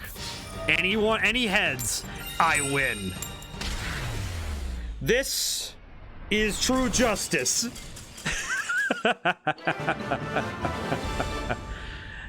I'm an evil person. Well, I basically had to ride that one to the end, didn't I? Okay.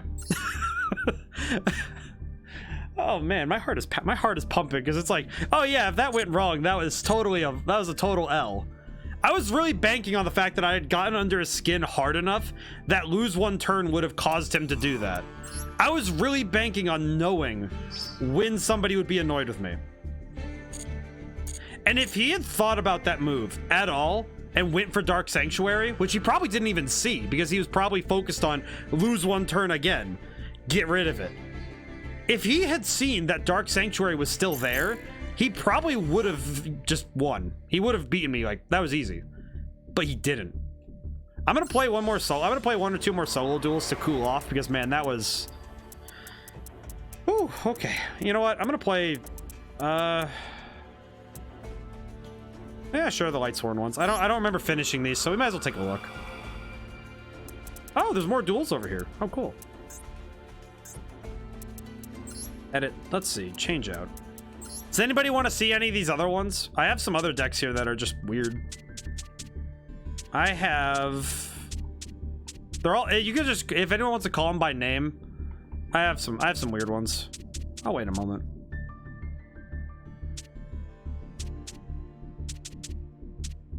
I like these. This is nice. This has been a nice stream. Honestly, this has been more chill than I thought, but... Let's see. 1, 2, 3, 4, 5, 6. I have 11 decks. So, do I have any dice nearby? I don't think I have any dice nearby. Could just look up a random number generator on my iPod really quick. Wah. Oop, whoops, wrong one. Wah. Come on. I'm sad I don't have it. I don't have my stream set up so I can throw up a browser or something. Need to set that up sometime. I think that'd be a lot of fun. Random number generator. 1, 2. Oh, not at 109. 1 to 11. 8. 1, 2, 3, 4, 5, 6. Oh, gold experience. Oh, yay! I get to use a fun one. It's fun for me. I think it's far more a fun thing for me. Yeah. All right, cool. Let's play. One last duel to round out the night. Truly.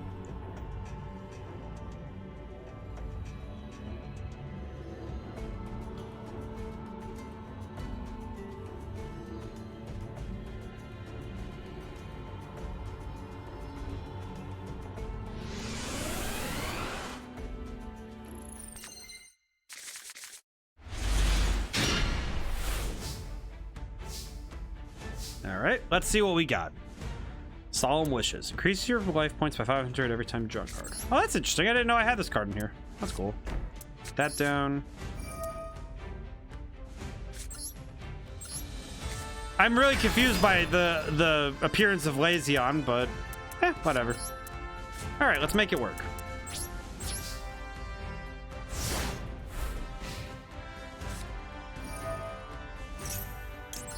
And I'll flip this over just to make sure. All right. So this deck is what's referred to as a mill deck. A mill deck's whole goal is to drain your opponent out of their cards as fast as possible in order to make so they get what's a deck out victory, which essentially is sending all the cards from their deck to their graveyard, which is kind of why I'm confused by the presence of Lazion, because this card does the opposite of that. So I think it's so I could do damage with effects, but that's a little weird.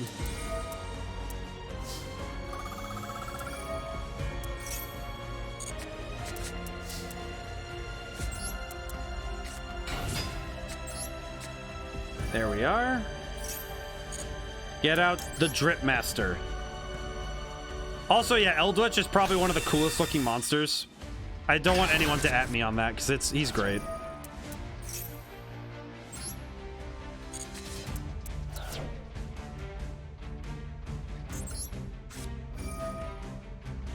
I think it'd be best to summon an attack. Banish a card from the enemy's graveyard. Let's see.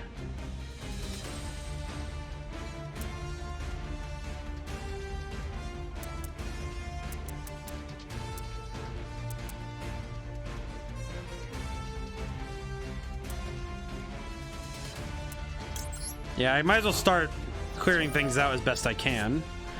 The problem with this is the Lightsworn also, their whole thing is sending their own cards to the graveyard, so this might actually be a little bit harder than I thought, because if they're able to send a bunch of stuff to their graveyard and fulfill their own effects, I'm kind of just making their job easier, but this could work out though, especially if I'm able to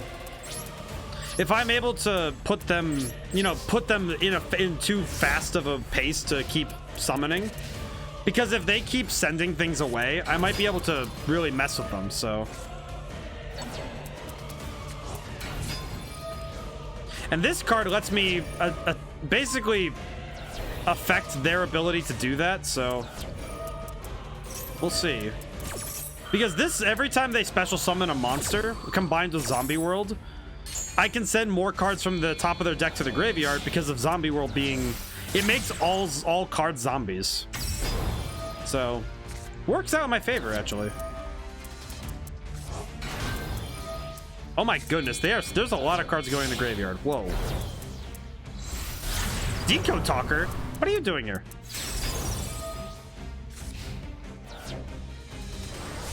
Okay.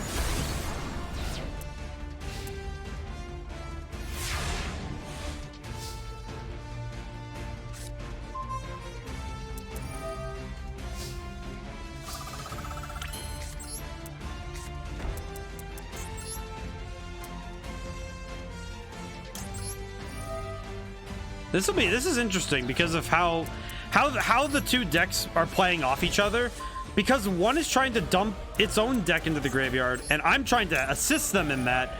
It's kind of a matter of, okay, are they going to be able to survive doing that? Also, Eldritch's whole thing is being able to send spells and traps to the graveyard to resurrect himself, hence why he's called a Lich. So I can keep resummoning my man and bringing him out more and more.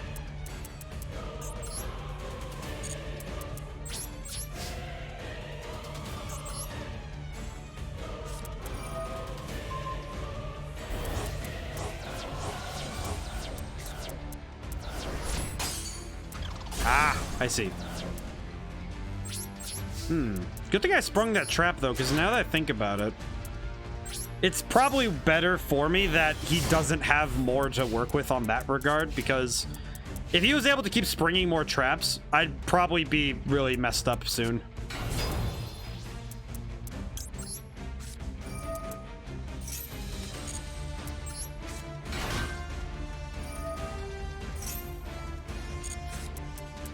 Wow, he's already down to 7 cards in his deck. He started at 40.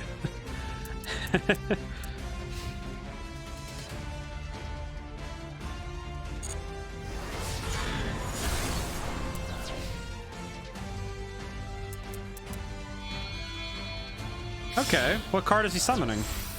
Darkness Metal, Dragon. Wait, Dragon of Dark Steel. Oh, metal.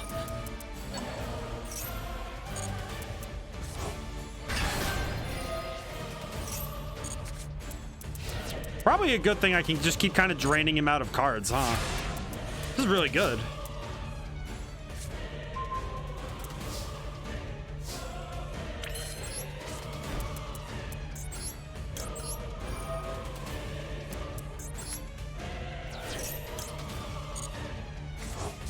This kind of stuff is really hard to watch, I think, if you don't know, if you're not following, because yeah, this just looks like a ton of nonsense. So I'll try to explain what happened these last 6 turns, truly.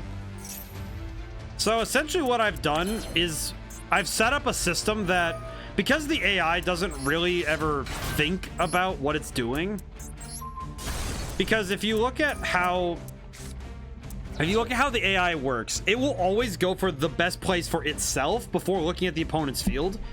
So he's going to go through all those special summons without targeting the Bone Tower. With the Bone Tower on the field, every summon of a zombie type mills 2 from the top of the deck, which is sending 2 to the graveyard from the top of their deck. With Zombie World on the field, all monsters on the field and in the graveyard are zombies. So that means that everything that's special summoned will do so. So if I had my turn right now, he loses by deck out, as you can see.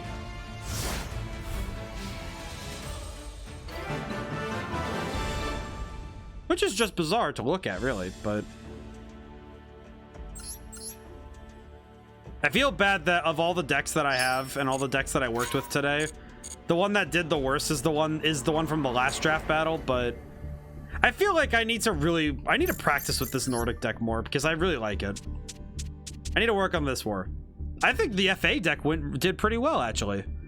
Did a good job. And of course, my Time Lords always do good. Let's see. Let's take a look at the FA deck and see if there's anything else we can do to fix it up some. Before the stream ends, let's take a quick look. I don't think there's anything else I can really do that won't just mess with its equilibrium.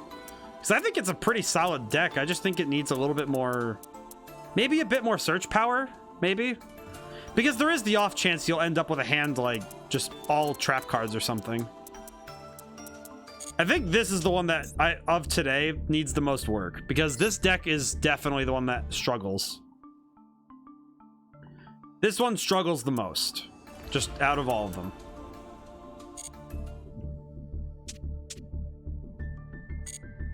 I think I'm gonna try one more solo duel just to round out the night with one more duel. Let's try. Is there any one that's really, really hard? Ooh, some of these hard ones at the back. Let's try them. Let's see. All these are clear, but let's see. Actually, no. Let's try one that I haven't played yet, so I don't have any. I don't have the experience. I don't have experience to help me.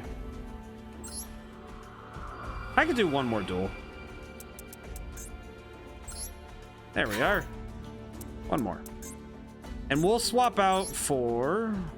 How about I'll use that random number generator really quick again. Just to keep things fresh. I kind of just want to use the jar.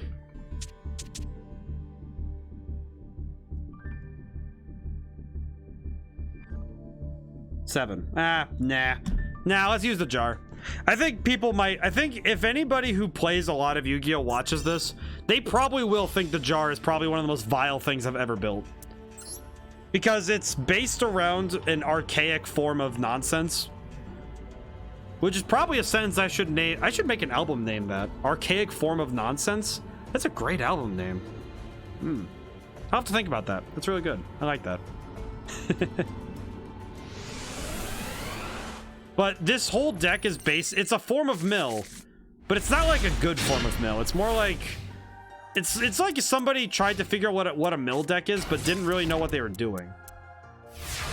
So, pretty bad, but it could be fun.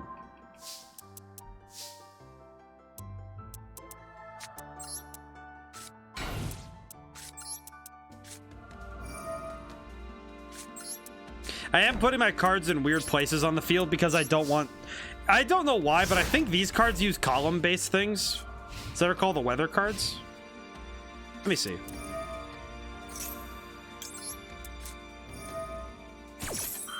Monsters. If your opponent controls a monster, you can...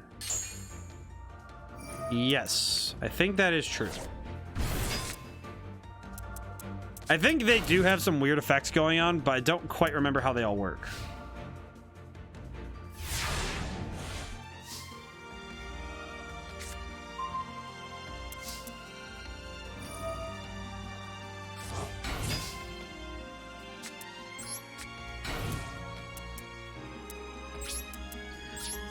The other downside to this deck, the jar, is that it is not an aggressive deck, which I don't think is great for... I don't think it's great for watching, if I'm being completely honest. It's a little bit rough for that kind of thing.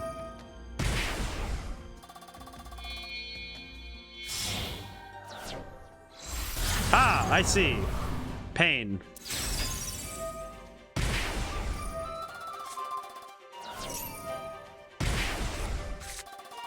Okay. I'm kind of just watching what cards they get rid of, and I'm just like, okay.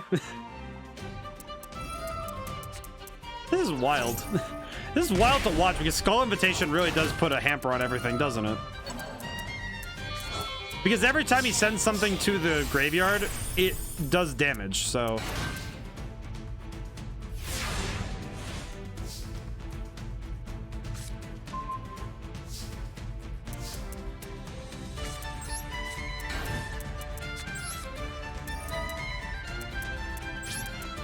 Okay.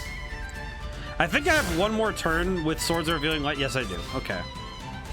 This is gonna be a little tight because if this goes away, then he probably will stop giving me the chance to stay alive. Let's see what we can do. I want to see what happens. I want to see what happens now because let's see. Attach one XYZ from this. Interesting. I'm surprised he didn't try to do anything with that. That's interesting.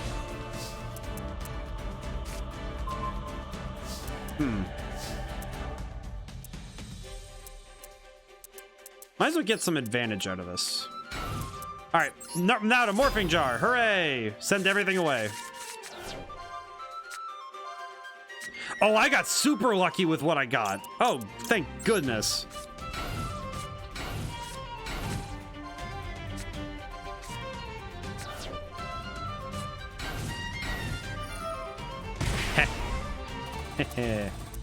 Yeah. This deck is mean. Okay. So with this card Needleworm now, I can send the top 5 cards of their deck to the graveyard, which will deal with the use of Skull Invitation 1500 damage. I can then also activate Self-Destruct and just kind of start destroying stuff. Okay, the AI is breaking. It's breaking up. It doesn't know what to do.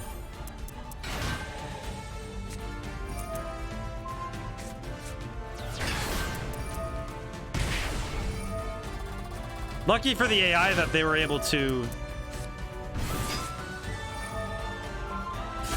Oh, thank goodness. Ow. Ow. The only downside to Skull Invitation is that it also affects me, so it's a little tough for if the opponent starts getting around me. But that's okay. This is fine. Herald of Mirage Lights. Oh.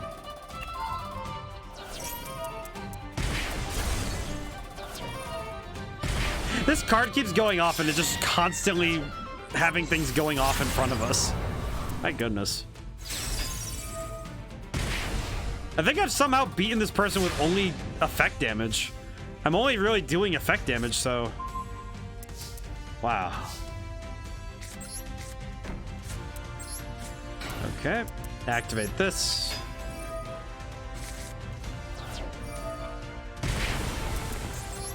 Oh, this is the end of the game.